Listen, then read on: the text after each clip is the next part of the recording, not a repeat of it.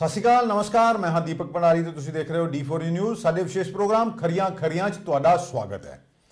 ਉਹ ਸੀਨ ਕਿਵੇਂ ਦਾ ਹੋਏਗਾ ਜਦੋਂ ਵਿਧਾਨ ਸਭਾ ਦੇ ਵਿੱਚ ਇੱਕ MLA 15 ਲੱਖ ਰੁਪਇਆ ਵਿਖਾਉਂਦਾ ਹੈ ਤੇ ਕਹਿੰਦਾ ਇਹ 15 ਲੱਖ ਰੁਪਇਆ ਮੈਨੂੰ ਰਿਸ਼ਵਤ ਦਿੱਤੀ ਗਈ ਹੈ। ਇਹ ਆਜ਼ਾਦ ਭਾਰਤ ਦੀ ਤਸਵੀਰ ਹੈ ਵੀ ਜਿੱਥੇ ਭ੍ਰਸ਼ਟਾਚਾਰ ਮੁਕਤ ਕਰਨ ਦੀਆਂ ਗੱਲਾਂ ਤੇ ਹੁੰਦੀਆਂ ਪਰ ਭ੍ਰਸ਼ਟਾਚਾਰ ਦੀਮਕ ਵਾਂਗੂ ਦੇਸ਼ ਨੂੰ ਖੋਖਲਾ ਕਰ ਰਿਹਾ। पंजाब च नशा गंभीर मुद्दा रहा। नशे ते ठल नहीं पाई जा सकी। हाई कोर्ट भी ये सख्त हुई है। पहले भी हाई कोर्ट वालों कई तरह दी टिप्पणियां की गई ने। Punjab state industrial development corporation PSIDC जिन्हों के बाद चों Punjab state industrial export corporation बना दिता गया। ये गर्म मुद्दा है। वही मुद्दा तुहानूं दस दईए जिहड़े मुद्दे दे विच श्याम सुंदर अरोड़ा इस वेले विजिलेंस की गिरफ्त ने ते उन्होंने जेल भेजा जा चुका है। एक IAS जी अधिकारी वो भी मामला दर्ज कर लिया गया सी। मनप्रीत सिंह बादल जो एक खजाना मंत्री ये कहे कि मैनू काम करने का मौका ही नहीं दिता जां हुण मेरी विचारधारा ही नहीं उस पार्टी नाल रलदी जिथे मैं 7 साल रहा तो 7 सालों के विचों 5 साल मैं मंत्री रहा तो गल करनी तो बनती है। देश के वड्डे खिलाड़ी तंत्र के खिलाफ धरने ते बह गए ने, गंभीर आरोप लगाए ने। होर भी ट्रैफिक गंभीर मुद्दा हो गया है। ट्रैफिक की समस्या का हल क्यों नहीं निकल पा रहा, लोग बड़े परेशान ने। हुण एक MVI की भी शिकायत हुई है कि जदों उहदे कोल ताकतां ही नहीं होंदियां ते उहदे बावजूद भी वह गड्डियां पास किवें कर दिंदा। साडे नाल ने साडे एक्सपर्ट राकेश शर्मा जी नमस्कार जी। नमस्कार जी भंडारी साहब, तुहाडा स्वागत है शर्मा जी। धन्यवाद जी। शर्मा जी मैनूं तो सीन चेता करके मैं देख रहा सी आंदा भी है ना, हासा भी आता भी साडे देश के लोकतंत्र ते भी एक MLA जिहड़ा कि लोकां दा चुनिया ते जो कहता वेखो मैनूं 15 लाख रुपया विधान सभा के अध्यक्ष नूं कह रहा है भी ये पैसा जिहड़ा मैनूं रिश्वत का दिता गया है। दिल्ली विधान सभा का यह मामला है, थोड़ा रोशनी पाओ की है पूरा मामला। भंडारी साहब वेखो तुसीं सोचते भी आम जिहड़ा आदमी आ पब्लिक वाले बेबस आ उन्हां दी कोई नहीं सुनते। असीं कल गुस्सा करते हाँ भी सेहत मंत्री पंजाब डॉक्टर बलबीर सिंह जी साडा फोन नहीं सुनते और तुहाडी मेरी की गल इत्थे ते एक MLA पिटन डे आपदे महेंद्र गोयल जी दिल्ली च आपदे विधायक आ वो पिटन डे आ भी मैं एक करप्शन की शिकायत पुलिस नूं ते लैफ्टिनेंट गवर्नर दिल्ली ने की तो कंट्रैक्टर के खिलाफ कार्रवाई कोई नहीं हुई जी। किन्ना बेबस होऊ वो MLA जिहड़ा MLA दी नहीं सुनी जाती तो आम जनता की की होऊगी इत्थे हालत। जिहड़े वो तुसीं कहंदे भी अफसरशाही जिहड़ी आ हैवी आ राजनेतावां अगे। उन्होंने एक मसला है बाबा साहब अंबेडकर हॉस्पिटल के अजकल ना सिस्टम चलिया आउटसोर्सिंग का। ठेके ते कंट्रैक्ट के जिहड़े ठेके ते कर्मचारी रखते आ भी उन्हें जिहड़ा ठेका दिता जाता ना वो कर्मचारियों का शोषण करते आ, उन्होंने रखने के पैसे लेंदे आ। उन्होंने ये भी आरोप लगते भी ठेकेदार पैसे तो बंदियां ते पूरे लेंदे आ, उन्होंने पैसे कट के दिंदे आ। ना ना एक तो उन्होंने कट के दिंदे आ, दूजा हुंदा भी इन्हां नूं जिहड़ी तनखाह जांदी आ ये अपना भी विच हिस्सा इन्हां नूं वखरा मिलदा नाल जिद्दां कोई 8500 मिलदा 1500 ਜਾਂ 2000 रुपया पर बंदा वध दिंदी आ। ਉਹਦੇ ਹੁੰਦਾ ਵੀ ਤੁਸੀਂ ਕੰਪਨੀ ਚਲਾ ਰਹੇ ਜੇ ਇਹ ਫਾਇਦਾ ਕੋਈ ਨਹੀਂ। ਇਹ ਤੇ ਉਹਨਾਂ ਨੇ ਆਪਣੇ ਜਿਹੜੇ ਰਸੂਖਦਾਰ ਬੰਦੇ ਆਪਣੇ ਭੈਣ ਭਰਾ ਰਿਸ਼ਤੇਦਾਰ ਜਿਹੜੇ ਉਹਨਾਂ ਦੇ ਹੱਥ ਗਰਮ ਕਰਦੇ ਆ ਉਹਨਾਂ ਦੀ ਕਮਾਈ ਦਾ ਰਸਤਾ ਰੱਖਿਆ ਇਹਦਾ ਫਾਇਦਾ ਕੋਈ ਨਹੀਂ। ਇੱਕ ਸਰਕਾਰ ਕਹਿੰਦੀ ਪੱਲਾ ਝਾੜ ਦਿੰਦੀ ਆ ਵੀ ਸਾਡਾ ਤੇ ਇਹਨਾਂ ਕਰਮਚਾਰੀਆਂ ਸੰਬੰਧ ਕੋਈ ਨਹੀਂ, ਇਹ ਤੇ ਆਊਟਸੋਰਸਿੰਗ ਤੇ ਆ। ਆਊਟਸੋਰਸਿੰਗ ਵਾਲਿਆਂ ਦਾ ਤੇ ਠੇਕੇਦਾਰੀ ਸਿਸਟਮ ਵਾਲਿਆਂ ਦਾ ਭੰਡਾਰੀ ਸਾਹਿਬ ਖੂਨ ਚੂਸਿਆ ਜਾ ਰਿਹਾ।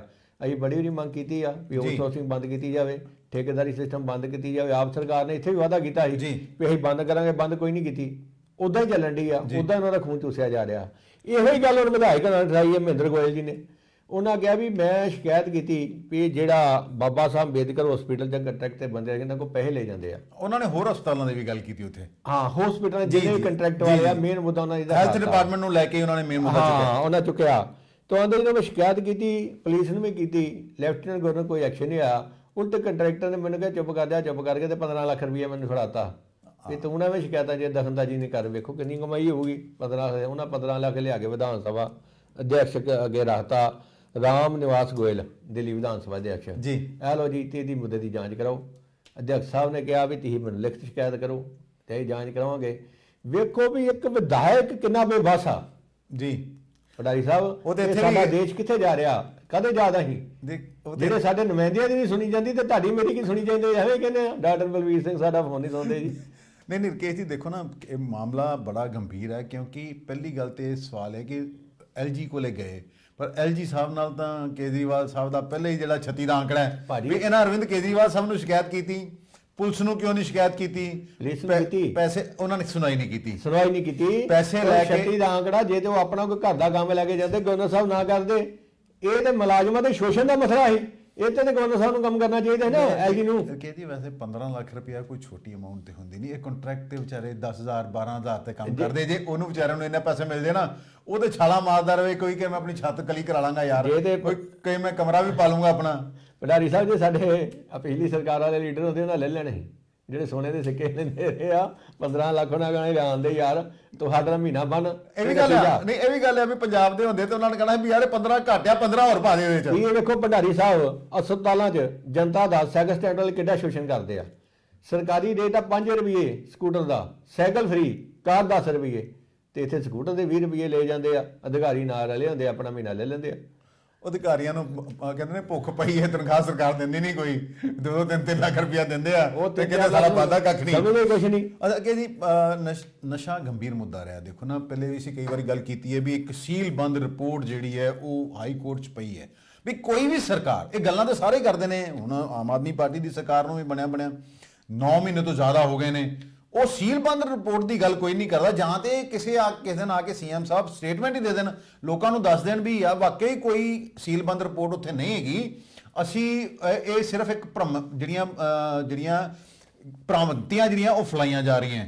ਹੁਣ ਹਾਈ ਕੋਰਟ ਦੇ ਜੱਜ ਨੇ ਉਹਨਾਂ ਨੇ ਵੀ ਸਖਤ ਟਿੱਪਣੀ ਕੀਤੀ, ਇਸ ਤੋਂ ਪਹਿਲੇ ਵੀ ਹਾਈ ਕੋਰਟ ਦੇ ਜੱਜ ਸਖਤ ਟਿੱਪਣੀ ਕਰ ਚੁੱਕੇ ਹਨ।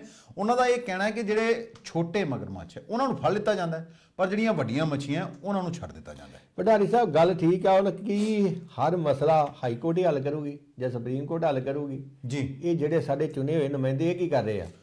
ਸਰਕਾਰ ਨੂੰ ਚਾਹੀਦਾ ਭਗਵੰਤ ਮਾਨ ਸਾਹਿਬ ਨੇ 2 ਬੋਲਡ ਫੈਸਲੇ ਲਏ ਆ ਜੀ, ਇਦਾਂ ਹੀ ਇੱਕ ਫੈਸਲਾ ਲੈਣ, ਉਹ ਸੀਲਬੰਦ ਰਿਪੋਰਟ ਖਿਲਾ ਦੇਣ। ਤੇ ਮੈਨੂੰ ਤੇ ਇਹ ਵੀ ਨਹੀਂ ਸਮਝ ਪੈਂਦੀ ਵੀ ਮਾਨਯੋਗ ਹਾਈ ਕੋਰਟ ਦੇ ਜੱਜਾਂ ਨੂੰ ਕਿਹਨੇ ਰੋਕਿਆ ਆ ਵੀ ਤੁਸੀਂ ਇਹ ਰਿਪੋਰਟ ਨਹੀਂ ਖੋਲਣੀ? ਇਹ ਵੀ ਬੜਾ ਵੱਡਾ ਸਵਾਲ ਕਿਹਨੇ ਲਾਇਆ, ਉਹ ਕਿਉਂ ਨਹੀਂ ਖੋਲਣ ਦੇ? ਉਹ ਕਹਿੰਦੇ ਵੀ ਸਾਨੂੰ ਆ ਕੇ ਸਰਕਾਰ ਨਹੀਂ, ਕਿਉਂਕਿ ਸਰਕਾਰ ਨੇ ਦਿੱਤੀ ਹੁੰਦੀ ਹੈ ਸੀਲਬੰਦ ਰਿਪੋਰਟ, ਵੀ ਜੇ ਸੀਲਬੰਦ ਹੀ ਦੇਣੀ ਹੈ ਤੇ ਉਹਦੀ ਜਾਂਚ ਕਰਾਉਣ ਦਾ ਫਾਇਦਾ ਕੀ? ਭੰਡਾਰੀ ਸਾਹਿਬ ਜਦੋਂ ਸੀਲਬੰਦ ਰਿਪੋਰਟ ਦੇਤੀ ਖੋਲਦੀ, ਜਿਹਨੂੰ ਰਿਪੋਰਟ ਸਬਮਿਟ ਕੀਤੀ ਰਿਪੋਰਟ ਉਹਨੇ ਖੋਲਣੀ ਹੁੰਦੀ ਆ, ਸਰਕਾਰ ਨੇ ਆ ਕੇ ਥੋੜਾ ਸੀਲ ਮਾਰ ਕੇ ਦੇਣੀ ਇਹਨਾਂ ਨੂੰ। ਇਹ ਵੀ ਹੈ ਨਾ ਕਿ ਜੀ ਕਾਪੀ ਕਿਤੇ ਸਰਕਾਰ ਕੋ ਵੀ ਜ਼ਰੂਰ ਹੁੰਦੀ ਹੋਏਗੀ, ਕਾਪੀ ਸਰਕਾਰ ਕੋ ਹੈਗੀ, ਕਾਪੀ ਤੇ ਲੋਕਾਂ ਕੋ ਹੈਗੀ ਆ, ਲੋਕਾਂ ਦੇ ਰਿਪੋਰਟ ਪੜ੍ਹ ਕੇ ਸੁਣਾਤੀ ਆ ਜੀ। ਹੁਣ ਇੱਕ ਬੰਦਾ ਸੀ ਧਰਮਿੰਦਰ ਸਿੰਘ, ਉਹਦੇ ਖਿਲਾਫ ਇੱਕ ਕੇਸ ਰਜਿਸਟਰਡ ਸੀ ਵੀ ਪਾਕਿਸਤਾਨ ਦੇ ਨਸ਼ਾ ਤਸਕਰਾਂ ਨਾਲ ਮਿਲ ਕੇ ਪੰਜਾਬ 'ਚ ਨਸ਼ਾ ਤਸਕਰੀ ਕਰਦਾ ਜੀ। ਉਹਨੇ ਆਪਣੀ ਐਂਟੀਸਪੇਟਰੀ ਬੇਲ ਲਾਈ ਸੀ ਜਸਟਿਸ ਸੰਦੀਪ ਮੋਦਗਿਲ ਜੀ ਦੀ ਅਦਾਲਤ ਦੇ ਵਿੱਚ ਹਾਈ ਕੋਰਟ 'ਚ। ਉਹਨੇ ਕਿਹਾ ਵੀ ਮੇਰਾ ਤਾਂ ਕੇਸ 'ਚ ਨਾਂ ਨਹੀਂ ਸੀ, ਮੇਰੇ ਤੇ ਜਿਹੜੇ ਆਰੋਪੀ ਉਹਨਾਂ ਨੇ ਨਾਂ ਲਿਆ, ਉਹਨਾਂ ਮੇਰੇ ਪਿਤਾ ਦਾ ਵੀ ਨਾਂ ਲਿਆ ਸੀ, ਮੇਰੇ ਪਿਤਾ ਨੂੰ ਟ੍ਰਾਇਲ ਕੋਰਟ ਨੇ ਬਰੀ ਕਰਤਾ, ਇਸ ਲਈ ਮੈਨੂੰ ਬੇਲ ਦਿੱਤੀ ਜਾਵੇ। ਤੇ ਜਿਹੜਾ ਸਰਕਾਰੀ ਵਕੀਲ ਸੀ ਉਹਨਾਂ ਆਖਿਆ ਵੀ ਇਹਦੇ ਖਿਲਾਫ ਸਾਡੇ ਕੋਲ ਪੁਖਤਾ ਸਬੂਤ ਆ, ਇਹਦਾ ਨਾਂ ਕੇਸ 'ਚ ਹੈਗਾ, ਇਹ ਅੱਗੇ ਵੀ ਇੱਕ ਕੇਸ 'ਚ ਨਾਮਜ਼ਦ ਤੇ ਉਹ 'ਚ ਭਗੌੜਾ ਚੱਲਣ ਡਿਆ ਤੇ ਨਸ਼ਾ ਇੱਕ ਗੰਭੀਰ ਮੁੱਦਾ, ਇਹਨੂੰ ਜ਼ਮਾਨਤ ਨਾ ਦਿੱਤੀ ਜਾਵੇ। ਤੇ ਜੱਜ ਸਾਹਿਬ ਨੇ ਤੇ ਬੜੀ ਸਖਤ ਟਿੱਪਣੀ ਕੀਤੀ, ਉਹ ਆਂਦੇ ਜੀ ਨਸ਼ੇ ਦੀ ਤਸਕਰੀ ਜਿਹੜੀ ਆ ਨਾ ਵਿਅਕਤੀ ਸਮਾਜ ਦੇਸ਼ ਦੀ ਅਰਥ ਵਿਵਸਥਾ ਨੂੰ ਹੀ ਨੁਕਸਾਨ ਪਹੁੰਚਾ ਰਹੀ ਹੈ। ਬਿਲਕੁਲ ਠੀਕ ਹੈ। ਇੱਕ ਜਿਹੜੀ ਨਸ਼ੇ ਦੀ ਲੱਤ ਕਰਕੇ ਦੇਸ਼ ਦਾ ਭਵਿੱਖ ਬਰਬਾਦ ਹੋ ਰਿਹਾ, ਯੁਵਾ ਨਸ਼ੇ ਦੇ ਵਿੱਚ ਲਿਪਤ ਹੋ ਰਹੇ ਆ, ਯੁਵਾ ਨਸ਼ਾ ਕਰੀ ਜਾਂਦੇ ਆ, ਜੀਵਨ ਦਾ ਜਿੰਨੇ ਨੌਜਵਾਨ ਉਹਨਾਂ ਦਾ ਜੀਵਨ ਬਰਬਾਦ ਹੋ ਰਿਹਾ। ਤੇ ਆਉਂਦੇ ਵੀ ਨਸ਼ਾ ਤਸਕਰੀ ਦੇ ਦੋਸ਼ੀਆਂ ਨਾਲ ਸਖਤ ਨਾਲ ਨਿਪਟਾ ਜਾਈਦਾ, ਤੇ ਇਹ ਕਹਿ ਕੇ ਉਹਨਾਂ ਜ਼ਮਾਨਤ ਕਰਤੀ ਜੇ ਉਹਦੀ ਖਾਰਜ। ਦੇਖੋ ਕੋਟਾਂ ਸਖਤ ਹੈ, ਕੋਈ ਸ਼ੱਕ ਨਹੀਂ। ਦੇਖੋ ਬਹੁਤ ਸਾਰੇ ਐਸੇ ਹੁੰਦੇ ਆ ਜਿਹੜੇ ਕਿ ਲੋਕਾਂ ਨੂੰ ਹਜੇ ਵੀ ਜਿਹੜਾ ਨਾ ਕੋਟਾਂ ਤੇ ਹੀ ਜਿਹੜੀ ਹੈ ਉਮੀਦ ਰਹਿ ਗਈ ਹੈ, ਕਿਉਂਕਿ ਥੱਲੇ ਕੀ ਹੋ ਰਿਹਾ ਇਹ ਸਭ ਨੂੰ ਪਤਾ ਹੈ। ਕਿ ਜੀ ਗਰਮ ਮੁੱਦਾ ਹੈ ਇਸ ਵੇਲੇ ਪੰਜਾਬ ਦਾ। ਦੇਖੋ 600-700 ਕਰੋੜ ਦਾ ਨਹੀਂ, ਇਹ ਵੀ ਕਿਹਾ ਜਾਂਦਾ ਸੀ ਵੀ ਉਹ ਜਿਹੜਾ ਮੁੱਦਾ ਹੈ ਉਹ 50,000 ਕਰੋੜ ਤੇ 1 ਲੱਖ ਕਰੋੜ ਦਾ ਪੂਰੇ ਪੰਜਾਬ 'ਚ ਜੇ ਉਹ ਜਾਂਚ ਹੋਵੇ ਤਾਂ ਹੋ ਸਕਦਾ ਹੈ। Punjab state industrial development corporation, ਜਿਹਦੇ ਤੇ ਸ਼ਾਮ ਸੁੰਦਰ ਅਰੋੜਾ ਵੀ ਅੰਦਰ ਨੇ, ਵੀ ਕਿਸ ਤਰ੍ਹਾਂ ਉਹਨਾਂ ਨੇ ਦੇਤੀ ਸੀ ਬਦਲਣ ਦੀ ਗੁਲਮੋਹਰ ਟਾਊਨਸ਼ਿਪ, ਜਿੱਦਾਂ ਕਿ ਲੈਣਾ ਦੇਣਾ ਨਹੀਂ ਲੱਗਣੀ ਇੰਡਸਟਰੀ ਸੀ, ਉਹਦਾ ਹੁਣ ਇੱਕ ਮਾਮਲਾ ਸਾਹਮਣੇ ਆਇਆ ਕਿ ਸੰਕਟ ਇੱਕ ਪੈਦਾ ਹੋ ਗਿਆ। ਉਹਦੀ ਬੇਸਿਕਲੀ ਕਹਿੰਦੇ ਓਰੀਜਨ ਕੁਝ ਹੋਰ ਹੈ, ਵੀ ਜੇ ਇਹਦੀ ਨੋਟੀਫਿਕੇਸ਼ਨ ਹੀ ਨਾ ਹੁੰਦੀ, ਵੀ ਦੇਖੋ ਇਹ ਕਿਸ ਤਰ੍ਹਾਂ ਸਾਰੇ ਰਲ ਮਿਲ ਕੇ ਕਿਸ ਤਰ੍ਹਾਂ ਲੋਕਾਂ ਨੂੰ ਵੀ ਬੇਵਕੂਫ ਬਣਾਉਂਦੇ ਨੇ ਤੇ ਸਰਕਾਰ ਨੂੰ ਵੀ ਬੇਵਕੂਫ ਬਣਾਉਂਦੇ ਨੇ। ਤੇ ਜਦੋਂ ਕਿਤੇ ਗੱਲਾਂ ਕਰਨ ਜਾਂ ਦਰਬਾਰ ਲਾਣ ਤੇ ਇਹ ਕਹਿੰਦੇ ਨੇ ਵੀ ਸਾਡੇ ਵਰਗਾ ਵੀ ਜਿਵੇਂ ਕ੍ਰਿਸ਼ਨ ਦਾ ਅਵਤਾਰ ਇਹ ਹੀ ਹੁੰਦੇ ਨੇ। ਬਿਲਕੁਲ ਠੀਕ ਗੱਲ ਆ। ਇਹ ਜਿਹੜੇ ਇਸ time PSIDC Punjab state industrial development corporation ਦੇ MD ਆ, ਉਹ ਹੈਗੇ ਸਿੱਬਨ ਸੀ, ਜੀ ਇਹਨਾਂ ਨੂੰ ਵਿਜੀਲੈਂਸ ਕਹਿੰਦੀ ਸੀ ਵੀ ਅਧਿਕਾਰੀ ਭੇਜੋ, ਅਸੀਂ ਪੁੱਛਗਿੱਛ ਕਰਨੀ ਆ। ਇਹ ਪਲਾਟ ਘੁਟਾਲੇ ਦੇ ਵਿੱਚ ਜਿਹੜਾ ਇੰਡਸਟਰੀਅਲ ਪਲਾਟ ਗੁਲਮੋਹਰ ਸਿਟੀ ਨੂੰ ਟ੍ਰਾਂਸਫਰ ਕਰਦਾ ਗਿਆ ਤੇ ਐਨਓਸੀ ਦਿੱਤੀ ਹੋਈ ਆ ਸਾਡੇ ਡਿਪਾਰਟਮੈਂਟ ਨੇ ਪੁੱਛਗਿੱਛ। ਇਹ ਕਹਿੰਦੇ ਵੀ ਸਾਡਾ ਆਪਣਾ ਮਸਲਾ ਮੈਂ ਨਹੀਂ ਭੇਜਦਾ ਜੀ, ਇਹ ਬੰਦੇ ਭੇਜਦੇ ਨਹੀਂ ਉੱਥੇ ਵਿਜੀਲੈਂਸ ਨੂੰ ਜਾਂਚ 'ਚ ਸ਼ਾਮਲ ਹੋਣ ਨਹੀਂ ਕਹਿੰਦੇ। ਕਹਿੰਦੇ ਵੀ ਆਈਏਐਸਾਂ ਦੇ ਕੇਸ ਰਜਿਸਟਰ ਕਰ ਦਿੰਦੇ ਆ ਤੇ ਫਿਰ ਜਦੋਂ ਇਹੋ ਜਿਹਾ ਤੁਸੀਂ ਵਤੀਰਾ ਕਰੋਗੇ ਤੇ ਵਿਜੀਲੈਂਸ ਕੋਲ ਹੋਰ ਕੀ ਤਰੀਕਾ ਹੈਗਾ, ਅਰੈਸਟ ਕਰਕੇ ਕਰਨਗੇ ਨਾ। ਵਿਜੀਲੈਂਸ ਵਾਲਿਆਂ ਨੇ ਸੈਕਸ਼ਨ ਹੁੰਦਾ 41A ਉਹਦੇ ਤਹਿਤ CRPC ਅੰਡਰ ਇਹਨਾਂ ਨੂੰ ਸਮਨਿੰਗ ਜਾਰੀ ਕਰਤੀ ਜੀ। ਹੁਣ ਕੱਲ ਇਹਨਾਂ ਕੋਈ ਪੁੱਛਗਿੱਛ ਕੀਤੀ ਸਰਬੰਸੀ ਕੋਲ ਵੀ, ਕੁਛ NOC ਦਾ ਰਿਕਾਰਡ ਵੀ ਲੈ ਗਏ ਆ ਜੀ। ਕੁਛ ਨਾ ਪੁੱਛਿਆ ਵੀ NOC ਦਿੱਤੀ ਕਿੱਦਾਂ, ਕਿਹੜਾ ਬੰਦਾ ਇਨਵੋਲਵ ਸੀ, ਗਲਤ ਤਰੀਕੇ ਨਾਲ ਜਿਹੜੇ ਸੂਤਰਾਂ ਮੁਤਾਬਕ ਗਲਤ ਤਰੀਕੇ ਨਾਲ ਦੇ ਦਿੱਤੀ। ਇਹਦੇ ਹੁਣ 2 ਅਧਿਕਾਰੀ ਆ ਉਹ ਕੋਰਟ ਵੱਲ ਵੀ ਭੱਜ ਗਏ ਆ। ਇੱਕ ਤੇ ਹੈਗੇ ਜੀ ਅਭੇ ਗੁਪਤਾ ਡਿਪਟੀ ਮੈਨੇਜਰ ਸੀ ਜੀ, ਇੱਕ ਹੈਗੇ ਆ ਸੰਜੇ ਕ੍ਰਿਸ਼ਨ ਅਹੂਜਾ ਉਹ ਲੀਗਲ ਐਡਵਾਈਜ਼ਰ ਸੀ ਜੀ। ਉਹਨਾਂ ਨੇ ਮਾਲੀ ਦੇ ਵਿੱਚ ਐਡੀਸ਼ਨਲ ਸੈਸ਼ਨ ਜੱਜ ਹੈਗੇ ਆ ਪਰਵਿੰਦਰ ਸਿੰਘ ਦੀ ਅਦਾਲਤ ਦੇ ਵਿੱਚ ਕੇਸ ਲਾਤਾ ਜੀ ਐਡੀਸ਼ਨਲ ਸੈਸ਼ਨ ਜੱਜ ਦੀ ਵੀ ਸਾਨੂੰ ਐਂਟੀਸਪੇਟਰੀ ਬੇਲ ਦਿੱਤੀ ਜਾਵੇ, ਸਾਨੂੰ ਵਿਜੀਲੈਂਸ ਜਾਣਬੁੱਝ ਕੇ ਤੰਗ ਪਰੇਸ਼ਾਨ ਕਰ ਰਹੀ ਆ ਜੀ। ਅਸੀਂ ਤੇ ਕੁਛ ਕੀਤਾ ਹੀ ਨਹੀਂ, ਅਸੀਂ ਤੇ ਇਹਨਾਂ ਦੇ 2 ਵਾਰੀ ਜਾਂਚ 'ਚ ਸ਼ਾਮਲ ਹੋਏ ਆ, ਇਹਨਾਂ ਦੇ ਸਵਾਲਾਂ ਦੇ ਜਵਾਬ ਦੇ ਦਿੱਤੇ ਆ। ਅਸੀਂ NOC ਜਾਰੀ ਕੀਤੀ ਸੀ, NOC ਕਾਨੂੰਨਾਂ ਮੁਤਾਬਕ ਜਾਰੀ ਕੀਤੀ ਸੀ ਤੇ ਸਾਨੂੰ ਸ਼ੱਕ ਹੈਗਾ ਵੀ ਵਿਜੀਲੈਂਸ ਸਾਨੂੰ ਅਰੈਸਟ ਕਰ ਲੂਗੀ। ਵਿਜੀਲੈਂਸ ਦੇ ਜਿਹੜੇ ਸਰਕਾਰੀ ਵਕੀਲ ਉਹਨਾਂ ਨੇ ਕਿਹਾ ਜੀ ਅਸਲ ਮੁੱਦਾ ਹੀ ਇੱਥੋਂ ਸ਼ੁਰੂ ਹੋਇਆ। ਇਹ ਨਾ ਇੰਡਸਟਰੀਅਲ ਪਲਾਂਟ ਨੂੰ ਜਿਹੜਾ ਹੈਗਾ ਇਹ ਪਲਾਂਟ ਇਨੋਵੇਸ਼ਨ ਵਾਲਾ ਉਹਨੂੰ ਗੁਲਮੋਹਰ ਸਿਟੀ 'ਚ ਟ੍ਰਾਂਸਫਰ ਦਾ NOC ਦਿੰਦੇ, ਇਹ ਤਾਂ ਮਾਮਲਾ ਹੀ ਨਹੀਂ ਉੱਠਣਾ। ਇਸ ਕੇਸ ਦੀ ਬੁਨਿਆਦ ਹੀ ਇਹ ਆ ਜਿੱਥੋਂ ਕੰਮ ਸਾਰਾ ਜਿਹੜਾ ਘਟਾਲਾ ਸ਼ੁਰੂ ਹੋਇਆ ਇਹ ਹੈਗਾ ਤੇ ਸਾਡੇ ਕੋਲ ਇਹਨਾਂ ਦੇ ਪੁਖਤਾ ਸਬੂਤ ਹੈਗੇ। ਜੱਜ ਸਾਹਿਬ ਨੇ ਜਿਹੜਾ ਇਹਨਾਂ ਦੀ ਬੇਲ ਕਰਤੀ ਕੈਂਸਲ, ਹੁਣ ਇਹ ਰੂਪੋਸ਼ ਹੋ ਜਾਣਗੇ, ਰੂਪੋਸ਼ ਹੋ ਕੇ ਹੁਣ ਹਾਈ ਕੋਰਟ ਜਾਣਗੇ, ਜੇ ਹਾਈ ਕੋਰਟੋਂ ਬੇਲ ਨਾ ਮਿਲੀ ਫਿਰ ਰੂਪੋਸ਼ ਹੋ ਜਾਣਗੇ, ਫਿਰ ਰੂਪੋਸ਼ ਹੋ ਕੇ ਸੁਪਰੀਮ ਕੋਰਟ ਚਲ ਜਾਣਗੇ। ਜੇ ਫਿਰ ਉੱਥੋਂ ਬੇਲ ਹੋ ਗਈ ਠੀਕ ਨਾ ਆਈ ਤੇ ਫਿਰ ਤਾਂ ਅਰੈਸਟ ਕਰਨਾ ਹੀ ਪੈਣਾ ਵਿਜੀਲੈਂਸ। ਦੇਖੋ ਜੀ ਕਿਸ ਤਰ੍ਹਾਂ ਇਹ ਮਾਮਲਾ ਪਹਿਲੇ ਵੀ ਅਸੀਂ ਕਈ ਵਾਰੀ ਗੱਲ ਕਰ ਚੁੱਕੇ ਹਾਂ ਵੀ ਕਰੋੜਾਂ ਰੁਪਏ ਦੇ ਘੁਟਾਲੇ ਹੁੰਦੇ ਨੇ ਤੇ ਇਹ ਕਹਿੰਦੇ ਵੀ ਇੰਨਾ ਮਾਲ ਖਾ ਕੇ ਡਕਾਰ ਵੀ ਨਹੀਂ ਮਾਰਦੇ ਵੀ ਹੁਣ ਵਿਜੀਲੈਂਸ ਨੂੰ ਜਾਂਚ ਕਰ ਲੈਂਦੇ ਹੋ ਵੀ ਤੁਹਾਨੂੰ ਕੀ ਮੁਸ਼ਕਲ ਹੈ ਜੇ ਵਿਜੀਲੈਂਸ ਬੁਲਾਉਂਦੀ ਹੈ, ਜੇ ਤੁਸੀਂ ਕੁਝ ਨਹੀਂ ਕੀਤਾ ਤੇ ਸਾਰਾ ਕੁਝ ਸਾਹਮਣੇ ਆ ਜਾਏਗਾ। ਇਹ ਭੰਡਾਰੀ ਸਾਹਿਬ ਬੇਕਸੂਰ ਆ, ਇਹਨਾਂ ਕੋਈ ਗਲਤ ਕੀਤਾ ਨਹੀਂ, ਇਹ ਭਜਦੇ ਕਿਉਂ ਜਾਂਚ ਤੋਂ? ਹਾਂ ਵੀ ਠੀਕ ਹੈ, ਉਹ ਅਦਾਲਤ ਵੱਲ ਭਜੇ ਆਏ ਉਹ ਤਾਂ ਆਪਣੀ ਜਾਨ ਬਚਾਉਂਦੇ। ਇਸ ਕੇਸ 'ਚ ਅੱਗੇ ਮੰਤਰੀ ਸੁੰਦਰ ਸ਼ਾਮ ਅਰੋੜਾ ਜੀ ਅੰਦਰ ਆ ਜੀ, ਨੀਲਮਾ ਜੀ IAS ਦੇ ਉੱਤੇ ਕੇਸ ਰਜਿਸਟਰਡ ਹੋ ਗਿਆ, ਨਾਲ 10 ਹੋਰ ਅਧਿਕਾਰੀਆਂ ਦੇ ਕਰਮਚਾਰੀਆਂ ਦੇ ਹੋ ਗਿਆ, 7 ਬੰਦੇ ਫੜ ਵੀ ਲਏ ਹੋਏ ਆ ਤੇ ਹੁਣ ਵਾਰੀ ਇਹਨਾਂ ਦੇ ਵੀ ਆਉਣ ਵਾਲੀ ਆ। ਜੇ ਇਹ ਹੀ ਨਾ ਦਿੰਦੇ NOC, ਇਹਦੇ ਤਾਂ ਕੰਮ ਹੁੰਦਾ ਵੀ ਇੰਡਸਟਰੀਅਲ ਪਲਾਂਟ ਤੇ ਜੇ ਨਹੀਂ ਚੱਲਦਾ ਪਲਾਟ, ਜੇ ਉਹਨਾਂ ਕੋਲ ਇੰਡਸਟਰੀ ਲਾਈ ਆ ਉਹ ਇਹਨਾਂ ਨੂੰ ਵਾਪਸ ਸਰੈਂਡਰ ਕਰਨਾ ਹੁੰਦਾ ਕਿਉਂਕਿ ਸਬਸਿਡਾਈਜ਼ ਰੇਟ ਤੇ ਮਿਲੇ ਹੁੰਦੇ ਆ, ਰੇਟ ਤੇ ਮਿਲਨੇ ਹੁੰਦੇ ਆ। ਜਦੋਂ ਇਹਨਾਂ ਗੁਲਮੋਹਰ ਨੂੰ ਟ੍ਰਾਂਸਫਰ ਕਰਨ ਦੀ NOC ਦਿੱਤੀ, ਇਹਨਾਂ ਵੇਖਿਆ ਵੀ ਉਹਨਾਂ ਕੋਲ ਪਲਾਨ ਲਾਇਆ ਨਾਲ ਕਿ ਜੀ ਕਿਹੜੀ ਇੰਡਸਟਰੀ ਲਾਣੀ ਇੱਥੇ। ਰਕੇ ਜੀ ਮੈਂ ਸੋਚਦਾ ਸੀ ਵੀ ਦੇਖੋ ਰੋਜ਼ ਕੋਈ ਨਾ ਕੋਈ ਨਵੀਂ ਚੀਜ਼ ਸਾਹਮਣੇ ਆਉਂਦੀ ਹੈ ਵੀ ਕਿਸ ਤਰ੍ਹਾਂ ਇਹ ਘਟਾਲੇ ਹੁੰਦੇ ਆ, ਕਿਸ ਤਰ੍ਹਾਂ ਲੀਡਰਾਂ ਨੂੰ ਲੋਕ ਕਿਸ ਤਰ੍ਹਾਂ ਕਿਉਂ ਚੁਣਦੇ ਆ ਵੀ ਯਾਰ ਸਾਡੇ ਕੋਈ ਸੜਕ ਬਣ ਜਾਏਗੀ, ਕੁਝ ਸਾਰੇ ਬੱਚਿਆਂ ਲਈ ਸਕੂਲ ਬਣ ਜਾਊਗਾ, ਕੋਈ ਵਧੀਆ ਹੈਲਥ ਇੰਸਟੀਚਿਊਟ ਬਣ ਜਾਣਗੇ, ਪਰ ਜਦੋਂ ਇਹ ਬਣਦੇ ਨੇ ਇਹ ਹੋਰ ਹੀ ਕੰਮ 'ਚ ਪੈ ਜਾਂਦੇ ਨੇ। ਇਹਨਾਂ ਨੂੰ ਕੁਝ ਭ੍ਰਸ਼ਟ ਅਧਿਕਾਰੀ, ਸਾਰੇ ਨਹੀਂ, ਕੁਝ ਭ੍ਰਸ਼ਟ ਅਧਿਕਾਰੀ ਜਿਹੜੇ ਕਿ ਵਹਿੰਦੇ ਰਹਿੰਦੇ ਵੀ ਕਿਹੜੇ ਚੋਰ ਨੇ ਜਿਨ੍ਹਾਂ ਨੂੰ ਟੁੱਕਰ ਪਾਇਆ ਜਾਏ ਤੇ ਦੱਸਿਆ ਜਾਏ, ਮੁੜ ਕੇ ਆਪਣਾ ਬੁੱਤਾ ਆਪਣਾ ਸਰਦੇ। ਬੇਸਿਕਲੀ ਉਹਨਾਂ ਨੂੰ ਸਭ ਕੁਝ ਪਤਾ ਹੁੰਦਾ, ਅਸੀਂ ਇਹਨਾਂ ਨੂੰ ਕੀ ਪਤਾ ਹੈ ਮੰਤਰੀ ਨੂੰ ਜਾਂ MLA ਨੂੰ ਵੀ ਕੀ ਹੋ ਰਿਹਾ ਕੀ ਨਹੀਂ ਹੋ ਰਿਹਾ। ਤੇ ਹੁਣ ਲੋਕ ਹੀ ਜਾਗਰੂਕ ਜੇ ਹੋਣ ਤੇ ਤਾਂ ਹੀ ਹੈ ਕਿਤੇ ਵੀ ਭ੍ਰਸ਼ਟਾਚਾਰ ਨੂੰ ਨਕੇਲ ਪੈ ਸਕੇ, ਜਾਂ ਕੋਟਾਂ ਤੋਂ ਉਮੀਦ ਹੈ ਤੇ ਜਾਂ ਲੋਕਾਂ ਨੂੰ ਹੁਣ ਆਪਣੀ ਆਵਾਜ਼ ਆਪ ਚੁੱਕਣੀ ਪਏਗੀ ਕਿਉਂਕਿ ਇਹ ਤਾਂ ਸਾਰੇ ਮਿਲੇ ਨੇ। ਕਿਸ ਤਰ੍ਹਾਂ ਮਿਲ ਜੁਲ ਕੇ ਹੀ ਆਪਣੇ ਕਿਸੇ ਨੇ ਆਪਣੀ ਮਦਰ ਦੇ ਨਾਂ ਤੇ ਪਲਾਟ ਲੈ ਲਿਆ, ਕਿਸੇ ਨੇ ਆਪਣੇ ਰਿਸ਼ਤੇਦਾਰ ਦੇ ਨਾਂ ਤੇ ਪਲਾਟ ਲੈ ਲਿਆ। ਹੁਣ 125 ਪਲਾਟ ਹੈ ਬੇਸਿਕਲੀ ਤੇ ਰਜਿਸਟਰੀਆਂ ਹੀ ਹੋਈਆਂ ਨਾ ਉਹਦੀਆਂ, ਤੇ ਉਹ ਮੰਗਾ ਲਿਆ ਜਾਏ ਰਿਕਾਰਡ ਵੀ ਕਿਹਦੇ ਨਾਂ ਤੇ ਰਜਿਸਟਰੀ ਹੋਈ ਤੇ ਕਿੰਨੇ ਅਲਾਟ ਕੀਤਾ, ਉਹ ਸਾਰਾ ਦੁੱਧ ਦਾ ਦੁੱਧ ਪਾਣੀ ਦਾ ਪਾਣੀ ਹੋ ਜਾਣਾ ਹੈ। ਜਦੋਂ ਇਹਨਾਂ NOC ਦਿੱਤੀ, ਇਹਨਾਂ ਵੇਖਿਆ ਕਿ ਗੁਲਮੋਹਰ ਦੀ ਨਾਲ ਕੋਈ ਪ੍ਰੋਜੈਕਟ ਰਿਪੋਰਟ ਲੱਗੀ, ਉਹਨਾਂ ਕਿਹੜੀ ਇੰਡਸਟਰੀ ਬਣਾਣੀ ਆ ਜੀ, ਕੀ ਉਹਨਾਂ ਇੰਡਸਟਰੀ ਸ਼ੁਰੂ ਕੀਤੀ ਕੋਈ? ਇਹਨਾਂ ਤੇ ਵੇਖਿਆ ਕੋਈ ਨਾ ਵੇਖਿਆ ਕਰੰਸੀ ਨਾਲ ਲੱਗੀ ਆ, ਨਹੀਂ ਉਹ ਡਾਕਟਰ ਗਿਆ ਸੀ ਤੇ NOC ਦੇ ਦਿਓ, ਲੋੜ ਨਹੀਂ ਸਮਝੀ ਨਾ, ਉਹ ਤੇ ਹੈ ਹੀ ਗੁਲਮੋਹਰ ਟਾਊਨਸ਼ਿਪ ਸੀਗੀ, ਉਹ ਤੇ ਨਾ ਹੀ ਇੰਡਸਟਰੀ ਦਾ ਕੰਮ ਹੀ ਕੋਈ ਨਹੀਂ ਕਰਦੇ, ਉਹਨੇ ਪ੍ਰੋਜੈਕਟ ਰਿਪੋਰਟ ਕੋਈ ਨਹੀਂ ਲਾਈ, ਤੁਹਾਨੂੰ ਪੁੱਛਿਆ ਕਿਉਂ ਨਹੀਂ ਵੀ ਕਿਹੜਾ ਪ੍ਰੋਜੈਕਟ ਲਾਣਾ ਹੈ, ਕਿਹੜੀ ਇੰਡਸਟਰੀ ਲਾਣੀ ਜੇ, ਕਿੰਨੇ ਬੰਦਿਆਂ ਨੂੰ ਰੋਜ਼ਗਾਰ ਮਿਲੂਗਾ। ਉਦੋਂ ਉਹ ਵਜਨ ਵੇਖਿਆ ਨਾ, ਬੈਗ ਦਾ ਵਜਨ ਕਿੰਨਾ ਤੇ ਫਿਰ ਰੋਂਦੇ ਆ ਵੀ ਵਿਜੀਲੈਂਸ ਤੰਗ ਕਰਦੀ ਆ। ਵਿਜੀਲੈਂਸ ਤੇ ਦੇਖੋ ਤੰਗ ਨਹੀਂ ਕਰ ਰਹੀ, ਵਿਜੀਲੈਂਸ ਆਪਣੀ ਡਿਊਟੀ ਨਿਭਾ ਰਹੀ ਹੈ। ਦੇਖੋ ਉਹ ਵੀ ਅਧਿਕਾਰੀ ਨੇ ਜਿਨ੍ਹਾਂ ਨੇ ਇਮਾਨਦਾਰ, ਜਿਨ੍ਹਾਂ ਨੇ 50 ਲੱਖ ਰੁਪਏ ਦੀ ਰਿਸ਼ਵਤ ਠਕਰਾਤੀ, ਨਹੀਂ ਤੇ ਚੁੱਪ ਕਰਕੇ ਬਹਿ ਸਕਦੇ ਸੀ ਪੈਸੇ ਲੈ ਕੇ।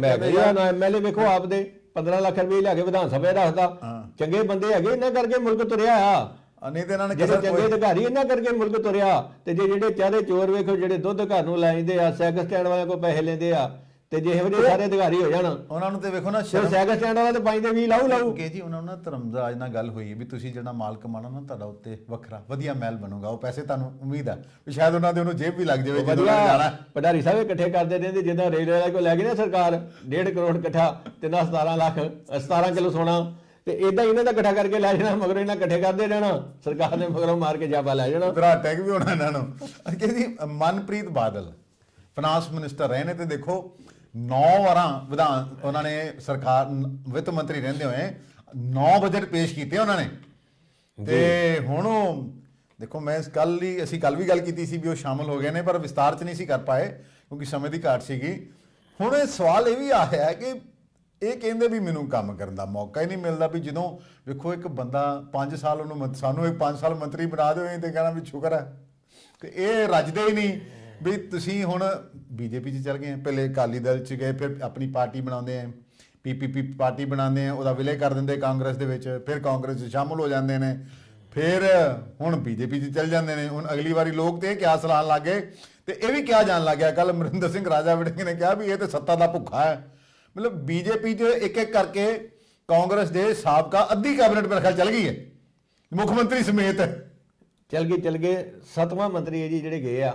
ਹੁਣ ਵੇਖੋ 6 ਵਾਰੀ ਦੀ ਵਿਧਾਇਕ ਜੇ, 2 ਵਾਰੀ ਵਿੱਤ ਮੰਤਰੀ ਰਹੇ ਜੇ, ਮੁਲਾਜ਼ਮ ਇਹਨਾਂ ਕੋਲ ਹਮੇਸ਼ਾ ਹੀ ਖਫਾ ਰਹਿੰਦੇ ਸੀ। ਇਹ ਜੀ 5 ਵਾਰਾਂ ਵਿਧਾਇਕ, 5 ਵਾਰੀ ਵਿਧਾਇਕ ਤੇ 2 ਵਾਰੀ ਜੀ ਉਹ ਮੁਲਾਜ਼ਮ ਇਹਨਾਂ ਕੋਲ ਖਫਾ ਰਹਿੰਦੇ ਸੀ, ਮੁਲਾਜ਼ਮਾਂ ਨੂੰ ਕੁਝ ਨਹੀਂ ਦਿੰਦੇ ਤੇ ਆਪਣੇ ਨਾਲ ਦੇ ਇਹਨਾਂ ਦੇ ਸਾਥੀ ਲੁੱਟੀ ਜਾਂਦੇ ਸੀ। ਇਹ ਕਹਿੰਦੇ ਹਮੇਸ਼ਾ ਕਹਿੰਦੇ ਸੀ ਖਜ਼ਾਨਾ ਖਾਲੀ ਆ। ਹਾਂ, ਇਸੇ ਕਰਕੇ ਖਾਲੀ ਖਜ਼ਾਨਾ ਮੰਤਰੀ, ਹਾਂ ਖਾਲੀ ਖਜ਼ਾਨਾ ਮੰਤਰੀ ਜਾਂ ਪੀਪਾ ਮੰਤਰੀ ਕਿਹਾ ਜਾਂਦਾ ਸੀ, ਜਿਹੜਾ ਇਹਨਾਂ ਮੁਲਾਜ਼ਮਾਂ ਦੇ ਨਾਂ ਇਹਨਾਂ ਨੂੰ ਪਾਇਆ ਸੀ। ਹੁਣ ਵੇਖੋ ਕਾਂਗਰਸ ਦੀ ਅੱਧੀ ਕੈਬਨਿਟ ਚੱਲ ਗਈ ਜੇ, 7ਵੇਂ ਹੈਗੇ ਜੇ ਕਾਂਗਰਸ ਦੀ ਸਾਬਕਾ ਸਰਕਾਰ ਹੀ, ਉਹਦੇ 7ਵੇਂ ਮੰਤਰੀ ਚਲੇ ਰਹੇ। ਹੋਰ ਵੀ ਜਾਣ ਨੂੰ ਕਿ ਜੀ ਤਿਆਰ ਹੀ, ਮੈਨੂੰ ਲੱਗਦਾ ਵੀ ਉਹਨਾਂ ਨੂੰ ਲੱਗ ਗਿਆ ਵੀ ਸਾਰੇ ਭ੍ਰਿਸ਼ਟਾਚਾਰੀ ਇਹੀ ਲੈ ਲੈ ਤੇ ਸਾਨੂੰ ਮੁਸ਼ਕਲ ਨਾ ਹੋ ਜਾਵੇ। ਪਹਿਲਾਂ ਤੇ ਕੈਪਟਨ ਮਹਿੰਦਰ ਸਿੰਘ ਜੀ ਗਏ, ਇਹਨਾਂ ਦੇ ਸਰਦਾਰ ਫਿਰ ਰਾਣਾ ਸੋਢੀ ਵੀ ਚੱਲ ਗਏ, ਫਿਰ ਜਿਹੜੇ ਕੈਪਟਨ ਡਾਕਟਰ ਰਾਜ ਕੁਮਾਰ ਜੀ ਚੱਲ ਗਏ, ਸੁੰਦਰ ਸ਼ਾਮ ਜੀ ਅਰੋੜਾ ਜੀ ਚੱਲ ਗਏ, ਸੁਨੀਲ ਜਾਖੜ ਚੱਲ ਗਏ, ਬਲਵੀਰ ਸਿੰਘ ਸਿੱਧੂ ਚੱਲ ਗਏ, ਗੁਰਪ੍ਰੀਤ ਕਾਂਗੜ ਚੱਲ ਗਏ। ਮੈਨੂੰ ਜਾਪਦਾ ਉਹਨਾਂ ਨੇ ਕੋਈ ਰਹਿਣ ਹੀ ਨਹੀਂ ਦੇਣਾ ਜਿਹੜਾ ਇਹਨਾਂ 'ਚ ਰਹਿ ਜੇ। ਕੁਛ ਤੇ ਇਹ ਕਹਿੰਦੇ ਆ ਵੀ ਉਹ ਜਿਹੜੀ ਉਹ ਜੋ ਟੈਕਸ ਰਿਫਾਈਨਰੀ ਦੇ ਬਠਿੰਡੇ 'ਚ ਕਲੈਕਟ ਹੁੰਦਾ ਸੀ ਤੇ ਉਹਦੇ ਕਰਕੇ ਵੀ 20 ਨਾਲ ਜਾਂਚ ਉਹਦੀ ਸ਼ੁਰੂ ਹੋ ਗਈ ਆ, ਉਹਦੇ ਡਰ ਨਾਲ ਚੱਲ ਗਏ ਆ ਬੀਜੇਪੀ ਦੇ ਵਿੱਚ। ਮੈਂ ਇਹਨਾਂ ਦੀ ਇੱਕ ਵੀਡੀਓ ਸੁਣ ਰਿਹਾ ਪੁਰਾਣੀ, ਚੰਨੀ ਸਾਹਿਬ ਨਾਲ ਬੈਠੇ ਔਰ ਮਹਾਤਮਾ ਗਾਂਧੀ ਦੀ ਗੱਲ ਸੁਣਾ ਰਹੇ ਸੀ ਵੀ ਉਹ ਬਰਿਸਟਰ ਹੁੰਦੇ ਸੀ ਤੇ ਗੱਡੀ ਚੜ੍ਹਦੇ ਆ ਤੇ ਉਹਨਾਂ ਨੂੰ ਅੰਗਰੇਜ਼ ਥੱਲੇ ਲਾ ਦਿੰਦੇ ਆ ਜੀ, ਤੇ ਉਹ ਥੱਲੇ ਉਤਰ ਕੇ ਕਹਿੰਦੇ ਆਂਦੇ ਵੀ ਤੂੰ ਤੇ ਕਾਲਾ ਇੰਡੀਅਨ ਆ ਤੇ ਤੈਨੂੰ ਚੱਲ ਥੱਲੇ ਗੱਡੀ ਤੋਂ ਬਹਿ ਨਹੀਂ ਸਕਦਾ। ਠੀਕ ਹੈ। ਤੇ ਆਂਦੇ ਉਹਨਾਂ ਨੇ ਕਿਹਾ ਵੀ ਸਹੁੰ ਚੁੱਕੀ ਵੀ ਮੈਂ ਹੁਣ ਤੁਹਾਨੂੰ ਅੰਗਰੇਜ਼ੋਂ ਇੰਡੀਆ 'ਚੋਂ ਕੱਢੂੰ, ਤੇ ਅਸੀਂ ਵੀ ਉਹਨਾਂ ਦੀ ਮੂਰਤੀ ਦੇ ਅੱਗੇ ਸਹੁੰ ਚੁੱਕ ਰਹੇ ਹਾਂ, ਅਸੀਂ ਬੀਜੇਪੀ ਨੂੰ ਦੇਸ਼ 'ਚੋਂ ਖਤਮ ਕਰਾਂਗੇ, ਕੱਢ ਦਿਆਂਗੇ। ਤੇ ਅੱਜ ਵੇਖੋ ਜਿਹੜੇ ਉੱਥੇ ਮੂਰਤੀ ਤੇ ਸਹੁੰ ਚੁੱਕ ਕੇ ਤੇ ਅੱਜ ਉਸੇ ਬੀਜੇਪੀ ਦੇ ਗੁਣਗਾਨ ਕਰ ਰਹੇ ਆ। ਕਿ ਜੀ ਇੱਥੇ ਨਾ ਇੱਕ ਸਵਾਲ ਬੜਾ ਆਉਂਦਾ, ਜਦੋਂ ਵੀ ਕਿਸੇ ਪਾਰਟੀ ਬਦਲਦੇ ਨਾ ਲੀਡਰ, ਤੇ ਉਦੋਂ ਇਹ ਇਹਨਾਂ ਦੀ ਇੱਕ ਪੈਟ ਡਾਇਲੌਗ ਹੁੰਦਾ ਵੀ ਮੈਂ ਇਹਨਾਂ ਦੀ ਵਿਚਾਰਧਾਰਾ ਤੋਂ ਪ੍ਰਭਾਵਿਤ ਹੋ ਕੇ ਇਹਦੇ 'ਚ ਸ਼ਾਮਲ ਹੋ ਰਿਹਾ। ਤੇ ਜਿਵੇਂ ਕੱਲ ਮੈਂ ਇਹਨਾਂ ਦੀ ਸੁਣ ਰਿਹਾ ਸੀ, ਇਹਨਾਂ ਨੇ ਕਿਹਾ ਵੀ ਅਮਿਤ ਸ਼ਾਹ ਨੂੰ ਮੈਂ ਉਹਨਾਂ ਦੀ ਗੱਲ ਤੋਂ ਪ੍ਰਭਾਵਿਤ ਹੋ ਗਿਆ, ਵੀ ਸ਼ੇਰ ਅਮਿਤ ਸ਼ਾਹ ਸ਼ੇਰ। ਪਰ ਲੋਕ ਇਹਨਾਂ ਨੂੰ ਮੌਕਾ ਪ੍ਰਸਤ ਕਹਿ ਰਹੇ ਨੇ ਵੀ ਇਹ ਜਿੰਨੇ ਵੀ ਲੀਡਰ ਨੇ, ਦੇਖੋ ਲੋਕਾਂ ਨੂੰ ਇਹ ਇਹਨਾਂ ਤੇ ਨਜ਼ਰ ਰੱਖਣੀ ਚਾਹੀਦੀ ਹੈ ਵੀ ਇਹਨਾਂ ਨੇ ਕੁਝ ਲੈਣਾ ਦੇਣਾ ਨਹੀਂ ਤੁਹਾਡੇ ਕੋਲ। ਇਹਨਾਂ ਨੂੰ ਸਿਰਫ ਤੇ ਸਿਰਫ ਆਪਣੀ ਕੁਰਸੀ, ਆਪਣੀ ਸੱਤਾ, ਆਪਣੇ ਅਹੁਦੇ ਦੀ ਭੁੱਖ ਹੁੰਦੀ ਹੈ। ਇਹਨਾਂ ਨੇ ਕੋਈ ਲੈਣਾ ਦੇਣਾ ਨਹੀਂ, ਸਾਰਾ ਦੇਸ਼ ਮਰ ਜੇ, ਪੰਜਾਬ ਮਰ ਜੇ, ਇਹਨਾਂ ਨੇ ਕੋਈ ਲੈਣਾ ਦੇਣਾ ਨਹੀਂ। ਤੁਸੀਂ ਵਿੱਤ ਮੰਤਰੀ ਸੀਗੇ ਕਿ ਜੀ 55,000 ਕਰੋੜ ਤੋਂ ਕਰਜ਼ਾ ਕਿਸ ਤਰ੍ਹਾਂ 2,87,000 ਕਰੋੜ ਤੇ ਪਹੁੰਚ ਗਿਆ। ਦਿਓ ਨਾ ਜਨਤਾ ਨੂੰ ਤੁਸੀਂ ਹਿਸਾਬ ਵੀ ਤੁਸੀਂ ਇਹ ਕਹਿ ਕੇ ਸਾਰੀਆਂ ਸੁੱਖ ਸੁਵਿਧਾਵਾਂ ਤੁਸੀਂ ਲੈਣੇ ਹੋ, ਮੁੜ ਕੇ ਜਦੋਂ ਤੁਹਾਨੂੰ ਲੱਗਦਾ ਹੈ ਵੀ ਹੁਣ ਇਹਦੀ ਨਈਆ ਡੁੱਬ ਗਈ ਹੈ, ਡੁੱਬਦੀ ਕਿਸ਼ਤੀ ਹੈ, ਛੜੱਪੀ ਮਾਰ ਕੇ ਦੂਜੀ ਪਾਰਟੀ 'ਚ ਵੀ ਤੁਹਾਨੂੰ। ਵੈਸੇ ਇਹਦੇ 'ਚ ਨਾ ਮੈਂ ਬੀਜੇਪੀ ਵਾਲੇ ਨੂੰ ਇੱਕ ਸੁਝਾਅ ਦੇਣਾ ਚਾਹਾਂਗਾ ਵੀ ਇਹ ਜਿੰਨੇ ਵੀ ਕਾਂਗਰਸੀ ਤੁਹਾਡੇ 'ਚ ਸ਼ਾਮਲ ਹੋਏ ਨਾ, ਵੇਖੋ ਇਹਨਾਂ ਨੂੰ ਟਿਕਟਾਂ ਤੇ ਇਹਨਾਂ ਨੇ 2027 'ਚ ਮੰਗਣੀਆਂ ਨਾ, ਤੇ ਉਦੋਂ ਚੰਗਾ ਹੋਵੇ ਵੀ ਉਹ ਸਾਰੇ ਆਪਣੇ ਪੁਰਾਣੇ ਵਰਕਰਾਂ ਨੂੰ ਦੇ ਕੇ ਨਾ ਟਿਕਟਾਂ ਦੇ ਕੇ ਤੇ ਇਹਨਾਂ ਨੂੰ ਕਹੇ ਵੀ ਤੁਸੀਂ ਪ੍ਰਚਾਰ ਕਰੋ, ਵੀ ਥਾਂ ਥਾਂ ਜਾ ਕੇ ਇਹਨਾਂ ਨੂੰ ਲੱਗ ਜਾਏ ਪਤਾ।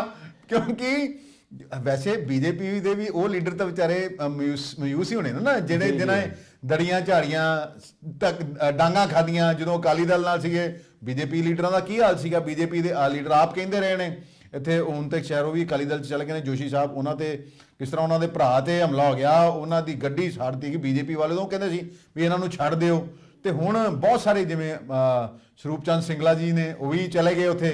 ਉਹ ਇੱਕ ਰਕੇਜੀ ਵੀ ਤੇ ਸਵਾਲ ਆਉਂਦਾ ਹੈ, ਇਹ ਸਿੰਗਲਾ ਸਾਹਿਬ ਨੇ ਮਨਪ੍ਰੀਤ ਬਾਦਲ ਦੇ ਉੱਪਰ ਬੜੇ ਆਰੋਪ ਲਾਏ ਸੀ ਉਦੋਂ, ਤੇ ਹੁਣ ਉਹ ਇੱਕੋ ਪਾਰਟੀ 'ਚ ਹੋ ਗਏ ਨੇ। ਦੇਖੋ ਜੀ, ਸਰੂਪ ਚੰਦ ਸਿੰਗਲਾ ਜੀ ਅਕਾਲੀ ਦਲ ਵੱਲੋਂ ਮਨਪ੍ਰੀਤ ਬਾਦਲ ਦੇ ਖਿਲਾਫ ਲੜਦੇ ਹੁੰਦੇ ਸੀ ਨਹੀਂ ਟਿਕਟ ਤੇ ਐਰਕੀ ਬੀਜੇਪੀ ਚੱਲ ਗਏ। ਉਹਨਾਂ ਨੂੰ ਜਦੋਂ ਪੁੱਛਿਆ ਗਿਆ ਵੀ ਤੁਸੀਂ ਸਿੰਗਲਾ ਸਾਹਿਬ ਵੀ ਉਹਦੀ ਸ਼ਿਕਾਇਤ ਕੀਤੀ, ਇਹ ਆਏ ਮਨਪ੍ਰੀਤ ਬਾਦਲ, ਉਹਦੇ ਕੀ ਕਹਿਣਾ ਚਾਹੋਗੇ? ਉਹ ਆਂਦੇ ਕਿ ਮੈਂ ਕੀ ਕਹਿਣਾ, ਤੇ ਪਾਰਟੀ ਦਾ ਫੈਸਲਾ ਜੀ। ਤੇ ਉਹ ਆਂਦੇ ਵੀ ਤੁਸੀਂ ਸਵਾਗਤ ਸੁਗਤਾਂ ਤੇ ਮੈਂ ਅਜੇ ਕੁਛ ਨਹੀਂ, ਇਹ ਤੇ 2 ਘੰਟੇ ਨੂੰ ਜੁਆਇਨ ਕੀਤੇ, ਮੈਂ ਕੀ ਕਹਿਣਾ ਦੇ ਉੱਤੇ। ਤੇ ਉਹ ਆਂਦੇ ਵੀ ਜਿਹੜੀ ਤੁਸੀਂ ਸ਼ਿਕਾਇਤ ਕੀਤੀ ਆ ਉਹ ਗੁੰਡਾ ਟੈਕਸ ਦੀ ਵਸੂਲਿਆ ਜਾਂਦਾ, ਉੱਤੇ ਕਿੱਦਾਂ ਦੇ? ਆਂਦੇ ਮੈਂ ਕਾਇਮ ਆ। ਆਂਦੇ ਗਲਤ ਕੰਮ ਜਿਹੜਾ ਮਰਜ਼ੀ ਬੰਦਾ ਕਰੇ, ਮੈਂ ਤੇ ਜਨਤਾ ਦੇ ਮੁੱਦੇ ਤੇ ਆਵਾਜ਼ ਉਠਾਈ ਆ। ਉਹ ਆਂਦੇ ਵੀ ਜੇ ਇਹਨਾਂ ਨੂੰ ਟਿਕਟ ਦੇਤੀ ਗਈ ਤੇ ਵਿੱਚ ਕੀ ਕਰੋਗੇ? ਆਂਦੇ ਉਦੋਂ ਦੀ ਉਦੋਂ ਸੋਚੂ ਜੀ। ਮਤਲਬ ਸਿੰਗਲਾ ਸਾਹਿਬ ਖੁਸ਼ ਨਹੀਂ ਹੈਗੇ, ਤੇ ਇੱਕ ਉਹਨਾਂ ਨੇ ਖਾਸ ਸਾਫ਼ ਐਲਾਨ ਕਰਤਾ ਵੀ ਮੈਂ ਵਾਪਸ ਨਹੀਂ ਲੂੰ, ਭਾਵੇਂ ਬੀਜੇਪੀ 'ਚ ਆ ਗਿਆ ਮੇਰੀ ਪਾਰਟੀ ਜੀ, ਮੈਂ ਵਾਪਸ ਨਹੀਂ ਲੈਣਾ। ਹੁਣ ਜਿਹੜੇ ਉੱਥੋਂ ਦੇ ਹੈਗੇ ਆ ਆਪ ਦੇ ਵਰਿਸ਼ਟ ਨੇਤਾ, ਪਹਿਲਾਂ ਕਾਂਗਰਸੀ ਦੇ ਆ ਹਲਕਾ ਦਿਹਾਤੀ ਇੰਚਾਰਜ ਹਰਵਿੰਦਰ ਲਾਡੀ ਜੀ, ਤੇ ਇੱਕ market committee chairman Mohan Lal ਚੁੰਬਾ ਜੀ, ਉਹਨਾਂ ਕਿਹਾ ਵੀ ਇਹ ਗੁੰਡਾ ਟੈਕਸ ਦੀ ਸਿੰਗਲਾ ਜੀ ਨੇ ਰੋਕ ਲਾਈ, ਇਹ ਗੁੰਡਾ ਟੈਕਸ ਦੀ ਜਾਂਚ ਹੋਣੀ ਚਾਹੀਦੀ ਆ। ਜਿਹੜੀ ਰਿਫਾਈਨਰੀ ਦੇ ਵਿੱਚ ਔਰ ਕਿ ਜੀ ਵੈਸੇ ਫੇਰੀ ਹੋ ਰਹੀ ਆ, ਟੈਕਸ ਵਸੂਲਿਆ ਗਿਆ, ਇਹਦੀ ਜਾਂਚ ਹੋਵੇ। ਤੇ ਇਹਨਾਂ ਦੇ ਸਾਲਾ ਸਾਹਿਬ ਕਹਿੰਦੇ ਆ ਵੀ ਇਹਨਾਂ ਨੇ ਕਾਂਗਰਸ ਛੱਡੀ ਤਦ ਵੀ ਜਿਹੜਾ ਰਾਜਾ ਵੜਿੰਗੀ ਸਾਨੂੰ ਜਲੀਲ ਕਰ ਰਿਹਾ ਸੀ। ਇਹਨੇ ਜਦੋਂ ਇਲੈਕਸ਼ਨ ਆਏ ਇਹਨੇ ਕਿਹਾ ਬਠਿੰਡੇ ਤੋਂ ਲੈ ਕੇ ਉਹ ਜਿੱਥੇ ਸੁਖਬੀਰ ਬਾਦਲ ਜੀ ਲੜਦੇ ਇੱਥੋਂ ਤੱਕ ਸਾਰੇ ਬਾਦਲ ਲਾ ਦਿਓ, ਬਾਦਲ ਛੱਡੋ ਕੋਈ ਨਾ। ਆਂਦੇ ਬਠਿੰਡੇ ਤਾਂ ਅਸੀਂ ਲੜ ਰਹੇ ਹਾਂ ਨਾ, ਅਸੀਂ ਇਹਦੇ ਵਾਲਾ ਕੰਮ ਨਹੀਂ ਕੀਤਾ, ਅਸੀਂ ਨਹੀਂ ਕਿਹਾ ਵੀ ਰਾਜਾ ਵੜਿੰਗ ਨੂੰ ਹਰਾਓ। ਆਂਦੇ ਵੀ ਇਹਦੀ ਕਿਸਮਤ ਚੰਗੀ, ਜਿੱਤ ਗਿਆ ਤੇ ਅਸੀਂ ਹਾਰ ਗਏ। ਹੁਣ ਹਰ ਕੰਮ 'ਚ ਸਾਨੂੰ ਜਲੀਲ ਕਰ ਰਿਹਾ ਸੀ, ਕਾਂਗਰਸ ਸਾਡਾ ਸਾਹ ਘੁੱਟਣ ਡਿਆ ਸੀ। ਇਹਦੇ ਵਾਸਤੇ ਦੋਸ਼ੀ ਜਿਹੜਾ ਰਾਜਾ ਵੜਿੰਗ ਆ। ਆਂਦੇ ਉਦੋਂ ਵੀ ਅਸੀਂ ਹਰੀਸ਼ ਚੌਧਰੀ ਨੂੰ ਇਲੈਕਸ਼ਨਾਂ 'ਚ ਸ਼ਿਕਾਇਤ ਕੀਤੀ ਸੀ, ਹਾਈ ਕਮਾਂਡ ਨੂੰ ਵੀ ਕੀਤੀ ਸੀ, ਤੇ ਕਿਸੇ ਨੇ ਸੁਣੀ ਨਹੀਂ। ਤੇ ਮਨਪ੍ਰੀਤ ਬਾਦਲ ਜੀ ਕਹਿੰਦੇ ਹਾਈ ਕਮਾਂਡ ਨੂੰ ਮਿਲਣਾ ਹੀ ਬੜਾ ਔਖਾ, 2-2 ਘੰਟੇ 2-2 ਸਾਲ ਲੱਗ ਜਾਂਦੇ ਮਿਲਦਿਆਂ। ਤੇ ਇੱਕ ਬੰਨੇ ਰਾਹੁਲ ਗਾਂਧੀ ਨੂੰ ਚਿੱਠੀ ਲਿਖਣ ਡੇ ਆ। ਇਹਨਾਂ ਨੂੰ ਪੁੱਛੋ ਵੀ ਰਾਹੁਲ ਗਾਂਧੀ ਨੂੰ ਕਿਸ ਕਮੇਟੀ ਦੀ ਚਿੱਠੀ ਲਿਖਣ ਦੇ ਜੇ? ਰਾਹੁਲ ਗਾਂਧੀ ਦੇ ਕੋਈ ਪ੍ਰਧਾਨ ਥੋੜਾ ਗਏ ਆ ਜੀ, ਵਜਨ ਵੱਜ ਜਾਂਦਾ ਨਾ ਜੀ। ਲਿਖੋ ਉਦੋਂ ਦੀ ਰਾਹੁਲ ਗਾਂਧੀ ਦੇ ਗੁਣਗਾਨ ਕਰਦੇ ਸੀ। ਵੇਖੋ ਕੋਈ ਨਿੰਦਾ ਤੇ ਬੜੀ ਹੋ ਰਹੀ ਆ। ਆਇਆ ਰਾਮ ਗਿਆ ਰਾਮ ਅੱਗੇ ਹਰਿਆਣੇ 'ਚ ਹੁੰਦਾ ਸੀ, ਹੁਣ ਇਹ ਕਾਂਗਰਸ ਵਾਲਿਆਂ ਨੇ ਇੱਥੇ ਆਇਆ ਰਾਮ ਗਿਆ ਰਾਮ ਬਣਾਤਾ, ਸਾਰੇ ਬੀਜੇਪੀ ਨੂੰ ਭੱਜੀ ਜਾਣ ਡੇ ਆ। ਜੀ ਦੇਖੋ ਇਹ ਵੀ ਨਾ ਇੱਕ ਬੜਾ ਵੱਡਾ ਸਵਾਲ ਹੈ। ਵਿਜੀਲੈਂਸ ਨੇ ਅਸੀਂ 2 ਦਿਨ ਪਹਿਲੇ ਵੀ ਇੱਕ ਪ੍ਰੋਗਰਾਮ ਕੀਤਾ ਸੀ, ਉਹ 'ਚ ਡਿਸਕਸ ਕੀਤਾ ਸੀਗਾ ਵੀ ਇਹ ਜਿਹੜਾ ਗੁੰਡਾ ਟੈਕਸ ਆ ਤੇ ਇਹ ਗੁੰਡੇ ਟੈਕਸ ਦੀ ਜਾਂਚ ਸ਼ੁਰੂ ਹੋ ਗਈ ਹੈ। ਪਰ ਇੱਕ ਜਾਂਚ ਮੈਨੂੰ ਨਹੀਂ ਸਮਝ ਆਉਂਦੀ। ਦੇਖੋ ਇਹ 2018 ਦੇ ਵਿੱਚ ਵੀ ਮਾਮਲਾ ਉੱਠਿਆ ਸੀਗਾ, ਉਦੋਂ ਕੈਪਟਨ ਅਮਰਿੰਦਰ ਸਿੰਘ ਕੋ ਵੀ ਰਿਪੋਰਟ ਗਈ ਸੀਗੀ, ਜਾਂਚ ਤੇ ਉਦੋਂ ਵੀ ਹੋਈ ਸੀ ਵਿਜੀਲੈਂਸ ਦੀ। ਤੁਸੀਂ ਕਿਸੇ ਦਫ਼ਤਰ 'ਚ ਚਲੇ ਜਾਓ ਕਿ ਜੀ ਤਹਿਸੀਲ 'ਚ ਚਲੇ ਜਾਓ, ਤੁਹਾਨੂੰ ਅੰਦਰ ਵੜਦਿਆਂ ਹੀ ਕੋਈ ਨਾ ਕੋਈ ਬੰਦਾ ਲੱਭ ਜੂਗਾ। ਤੁਸੀਂ ਸਿਰਫ ਘੰਟਾ ਗੱਲਾਂ ਨੂੰ ਲਾਣਾ ਪਏਗਾ, ਅਗਲੇ ਨੂੰ ਇਹ ਲੱਗ ਜਾਏ ਯਾਰ ਇਹ ਨਾ ਕੋਈ ਵਾਕਈ ਬੰਦਾ ਜੈਨੂਨ ਕੰਮ ਕਰਾਉਣ ਆਇਆ, ਇਹ ਕੋਈ ਸਾਡੀ ਸੂਹ ਲੈਣ ਨਹੀਂ ਆਇਆ। ਸਭ ਦੱਸ ਦੇਣਗੇ ਵੀ ਕਿਹਦਾ ਕਿਹੜੇ ਅਧਿਕਾਰੀ ਦਾ ਕਿੰਨਾ ਰੇਟ ਫਿਕਸ ਹੈ। ਇਸ ਤਰ੍ਹਾਂ ਹੀ ਫਿਕਸਡ ਹੈ ਵੀ ਕਿੱਥੇ ਰੇਤ ਜਾਂਦੀ, ਕਿੱਥੇ ਗੁੰਡਾ ਟੈਕਸ ਲੱਗਿਆ, ਇਹ ਸਾਰੇ ਰੇਟ ਫਿਕਸ ਸੀਗੇ। ਤੇ ਐਡੀ ਮਤਲਬ ਇੰਨਾ ਟਾਈਮ ਕਿਉਂ ਲੱਗਦਾ ਹੈ ਕਾਰਵਾਈ ਕਰਨ ਤੇ, ਇਹ ਸਮਝ ਤੋਂ ਪਰੇ ਹੈ। ਕੈਪਟਨ ਸਾਹਿਬ ਨੇ ਤੇ ਉਦੋਂ ਜੇ ਕੁਝ ਕੀਤਾ ਹੁੰਦਾ ਤੇ ਸ਼ਾਇਦ ਅੱਜ ਕਾਂਗਰਸ ਦੀ ਹਾਲਾਤ ਇਹ ਨਾ ਹੁੰਦੀ ਜੋ ਹੋਈ ਹੈ। ਆਪ ਹੀ ਕਹਿੰਦੇ ਸੀ ਵੀ ਮੇਰੇ 40 ਚੋਰ ਨੇ ਜਿਹੜੇ ਰੇਤਾ ਦਾ ਕਾਰੋਬਾਰ ਇਹ ਕਰਦੇ ਆ, ਸ਼ਰਾਬ ਦਾ ਕਾਰੋਬਾਰ ਇਹ ਕਰਦੇ ਆ। ਮਤਲਬ ਲੀਡਰਾਂ ਨੂੰ ਤੇ ਇਹੋ ਜਿਹੇ ਲੀਡਰ ਜਿਹੜੇ ਅਧਿਕਾਰੀਆਂ ਨੂੰ ਸੂਟ ਕਰਦੇ ਆ ਵੀ ਠੀਕ ਹੈ ਮਾਰਨ ਠੱਗੀ ਰੱਜ ਕੇ ਤੇ ਸਾਨੂੰ ਵੀ ਮਰਵਾਉਣ। ਤੇ ਹੁਣ ਇਹਦੇ ਨਾਲ ਰਕੇਸ਼ ਜੀ ਹੋਰ ਚਰਚਾਵਾਂ ਇਹ ਵੀ ਛਿੜ ਗਈਆਂ ਨਾਲ। ਤੁਸੀਂ ਕਹਿਣਾ ਚਾਹੁੰਦੇ ਸੀ ਕੁਝ? ਭੰਡਾਰੀ ਸਾਹਿਬ ਗੱਲ ਇਦਾਂ ਵੀ ਵਿਜੀਲੈਂਸ ਤਦ ਹੀ ਫ੍ਰੀ ਇਹ ਕੰਮ ਕਰ ਸਕਦੀ ਹੈ ਜੇ ਉਹਨੂੰ ਫ੍ਰੀ ਹੈਂਡ ਦਿੱਤਾ ਜਾਵੇ। ਜੇ ਸਰਕਾਰ ਕਹਿੰਦੀ ਆ ਅਜੇ ਜਾਂਚ ਪਹਿਲਾਂ ਸ਼ੁਰੂ ਹੁੰਦੀ ਤੇ ਕੈਪਟਨ ਸਾਹਿਬ ਦੇਣ ਦੇ ਕਲੀਨ ਚਿੱਟ, ਤੇ ਵਿਜੀਲੈਂਸ ਕੀ ਕਰੂਗੀ? ਨਹੀਂ ਹੁਣ ਫ੍ਰੀ ਹੈਂਡ ਮਿਲਿਆ ਨਾ ਤੇ ਹੁਣ ਕੰਮ ਕਰਕੇ ਵਿਜੀਲੈਂਸ ਵਿਖਾ ਰਹੀ ਹੈ ਨਾ। ਨਹੀਂ ਮੇਰੀ ਗੱਲ ਹੋ ਰਹੀ ਹੈ ਜਿਹੜਾ ਗੁੰਡਾ ਟੈਕਸ ਤੇ ਵੀ ਜਲਦੀ ਦੇਖੋ ਨਾ ਇਹਦੇ ਤੇ ਕਾਰਵਾਈ ਟਾਈਮ ਬਾਉਂਡ ਹੋਣੀ ਚਾਹੀਦੀ ਆ। ਇਹ ਨਹੀਂ ਵੀ ਦੀਆਂ ਜਾਂਚਾਂ ਹੁੰਦੀਆਂ ਰਹਿਣ, ਇਹ ਕਰਦਾ ਰਹੇ। ਹੁਣ ਜੀ ਦੇਖੋ ਇਹਨੇ ਨਵੀਂ ਚਰਚਾ ਛੇੜਦੀ ਹੈ ਕਿਉਂਕਿ ਕੁਝ ਦਿਨ ਪਹਿਲੇ ਜੇਲ੍ਹ 'ਚ ਜਾ ਕੇ ਨਵਜੋਤ ਸਿੰਘ ਸਿੱਧੂ ਨੂੰ ਮਿਲੇ ਆ ਵੀ ਨਵਜੋਤ ਸਿੰਘ, ਹਾਲਾਂਕਿ ਨਵਜੋਤ ਸਿੰਘ ਸਿੱਧੂ ਦੀ ਧਰਮ ਪਤਨੀ ਡਾਕਟਰ ਨਵਜੋਤ ਕੌਰ ਸਿੱਧੂ ਰਾਹੁਲ ਗਾਂਧੀ ਨੂੰ ਮਿਲੇ ਨੇ, ਪਰ ਕੀ ਨਵਜੋਤ ਸਿੰਘ ਸਿੱਧੂ ਆ ਕੇ ਕੀ ਰੁਖ ਹੋਏਗਾ? ਕੀ 29 ਤਰੀਕ ਨੂੰ ਜਿਵੇਂ ਅਮਿਤ ਸ਼ਾਹ ਜੀ ਰੈਲੀ ਕਰ ਰਹੇ ਨੇ ਪਟਿਆਲੇ ਦੇ ਵਿੱਚ, ਰਾਹੁਲ ਗਾਂਧੀ ਦੀ ਉਦੋਂ ਹੀ ਯਾਤਰਾ ਖਤਮ ਹੋਣੀ ਹੈ ਜਿਹੜੀ ਉਹਨਾਂ ਨੇ ਭਾਰਤ ਜੋੜੋ ਯਾਤਰਾ ਸ਼ੁਰੂ ਕੀਤੀ ਹੈ ਉੱਥੇ ਕਸ਼ਮੀਰ ਦੇ ਵਿੱਚ ਕੰਨਿਆ ਕੁਮਾਰੀ ਤੋਂ। ਤੇ ਨਵਜੋਤ ਸਿੰਘ ਸਿੱਧੂ ਪਟਿਆਲਿਓਂ ਨਿਕਲ ਕੇ ਪਟਿਆਲੇ ਦੀ ਸਟੇਜ ਤੇ ਚੜ੍ਹਦੇ ਆ ਕਿ ਯਾਰ ਨਵਜੋਤ ਸਿੰਘ ਸਿੱਧੂ ਪਟਿਆਲੇ ਦੀ ਜੇਲ੍ਹ ਚੋਂ ਨਿਕਲ ਕੇ ਕਸ਼ਮੀਰ ਜਾਂਦੇ ਆ। ਇਹ ਤੇ ਆਉਣ ਵਾਲਾ ਸਮਾਂ ਦੱਸੂਗਾ। ਕੁਝ ਨਹੀਂ ਹੋ ਸਕਦਾ, ਇਹਨਾਂ ਲੀਡਰਾਂ ਤੋਂ ਸਭ ਸੱਚ ਜੇ। ਇੱਕ ਚਰਚਾ ਇਹ ਛਿੜ ਗਈ ਹੈ ਕਿ ਜੀ ਕਿ ਪ੍ਰਨੀਤ ਕੌਰ, ਮਹਾਰਾਣੀ ਪ੍ਰਨੀਤ ਕੌਰ ਉਦੋਂ ਜ਼ਰੂਰ 29 ਜਿਹੜੀ ਅਮਿਤ ਸ਼ਾਹ ਉਹ ਚੱਲ ਜਾਣਗੇ, ਉਹ ਜਾ ਰਹੇ ਨੇ। ਪਰ ਚਲੋ ਗੱਲ ਹੈ ਕਿ ਗੱਲ ਫੇਰ ਹੀ ਹੈ, ਉਹਦਾ ਤਾਂ ਡੈਫੀਨਿਟਲੀ ਹੈ ਨਾ, ਪੱਕਾ ਹੀ ਜਾ ਰਹੇ ਆ। ਤੁਹਾਨੂੰ ਤਰਸ ਬਾਕੀ ਪੋਲਿਟਿਕਸ 'ਚ ਕੁਝ ਵੀ ਹੋ ਸਕਦਾ, ਇਹਨਾਂ ਲੀਡਰ ਦਾ ਕੋਈ ਇਤਬਾਰ ਨਹੀਂ। ਰਾਤ ਰਾਹੁਲ ਗਾਂਧੀ ਦੇ ਗੁਣ ਗਾਉਂਦੇ ਹੁੰਦੇ ਆ, ਸਵੇਰੇ ਪ੍ਰਧਾਨ ਮੰਤਰੀ ਮੋਦੀ ਦੇ ਗੁਣ ਗਾਉਂਦੇ ਹੁੰਦੇ ਆ, ਤੇ ਦੁਪਹਿਰ ਨੂੰ ਇਹਨਾਂ ਕੇਜਰੀਵਾਲ ਸਾਹਿਬ ਦੇ ਗੁਣ ਗਾਉਂਦੇ ਨੇ। ਕੁਝ ਵੀ ਕਰ ਸਕਦੇ ਆ। ਚਲੋ ਅਸੀਂ ਤੇ ਫਿਰ ਲੋਕਾਂ ਨੂੰ ਕਹੀ ਕਹਿੰਦੇ ਆ ਵੀ ਤੁਸੀਂ ਸਾਡੇ ਦੇਵਤਾ- ਆਪਣਾ ਭਲਾ ਪੂਰਾ ਆਪ ਦੇਖਣਾ ਹੈ, ਕਿਉਂਕਿ ਜਨਤਾ ਬਹੁਤ ਸਿਆਣੀ ਹੈ, ਸਮਝਦਾਰ ਹੈ। ਦੇਖੋ ਇਹ ਲੱਖਾਂ ਵੋਟਾਂ ਤੋਂ ਜਿੱਤਦੇ ਤੇ ਕਿੰਨੀਆਂ ਲੱਖਾਂ ਅੱਖਾਂ ਨੇ ਤੇ ਲੱਗੀਆਂ ਹੁੰਦੀਆਂ। ਅਸੀਂ ਤਾਂ ਵਾਰ-ਵਾਰ ਕਹਿੰਦੇ ਆ ਵੀ ਛੋਟੀਆਂ ਲਾਲਚਾਂ ਦੇ ਵਿੱਚ ਨਾ ਪਾਓ, ਆਪਣੀ ਆਉਣ ਵਾਲੀਆਂ ਨਸਲਾਂ ਨੂੰ ਅਸੀਂ ਕੀ ਦੇਣਾ ਹੈ ਉਹਦੇ ਬਾਰੇ ਜ਼ਰੂਰ ਸੋਚੋ। ਤੇ ਜਿੰਨਾ ਚਿਰ ਸੰਗਠਿਤ ਨਹੀਂ ਹੋਵਾਂਗੇ ਉਹਨਾਂ ਚਿਰ ਕੁਝ ਨਹੀਂ ਹੋਣਾ। ਉਦਾਹਰਨ ਇਹਦੀ ਮੈਂ ਫੇਰ ਦੇਣਾ ਚਾਹਾਂਗਾ ਕਿਸਾਨਾਂ ਦੀ, ਜਿਨ੍ਹਾਂ ਨੇ ਪਹਿਲੇ ਕ੍ਰਿਸ਼ੀ ਕਾਨੂੰਨ ਰੱਦ ਕਰਵਾਏ ਤੇ ਮੋਰਚਾ ਜਿੱਤਿਆ, ਤੇ ਹੁਣ ਜੀਰੇ ਦੀ ਫੈਕਟਰੀ ਜਿਹੜੀ ਬੰਦ ਕਰਾਣੀ ਪਈ, ਜਦਕਿ ਸਰਕਾਰ ਨੇ 20 ਕਰੋੜ ਰੁਪਇਆ ਜੁਰਮਾਨਾ ਭਰਤਾ ਹੀ। ਵਾਰ-ਵਾਰ ਇਹ ਕਿਹਾ ਜਾ ਰਿਹਾ ਸੀ ਵੀ ਜਿਹੜੇ ਸੈਂਪਲ ਲੈ ਗਏ ਪ੍ਰਦੂਸ਼ਣ ਕੰਟਰੋਲ ਬੋਰਡ ਵੱਲੋਂ ਉਹ ਸੈਂਪਲ ਪਾਸ ਹੋ ਗਏ ਨੇ। ਇਸ ਕਰਕੇ ਸੰਗਠਿਤ ਹੋ ਕੇ ਜੀ ਦੇਖੋ ਉਹ ਮੰਜ਼ਰ ਵੀ ਦੇਖੋ ਨਾ, ਖਿਡਾਰੀ ਜਿਨ੍ਹਾਂ ਨੇ ਕਿ ਦੇਸ਼ ਦੀ ਸ਼ਾਨ ਹੁੰਦੇ ਨੇ, 올림픽 ਚੋਂ ਮੈਡਲ ਜਿੱਤਣਾ ਕੋਈ ਸੌਖੀ ਗੱਲ ਨਹੀਂ ਹੈ।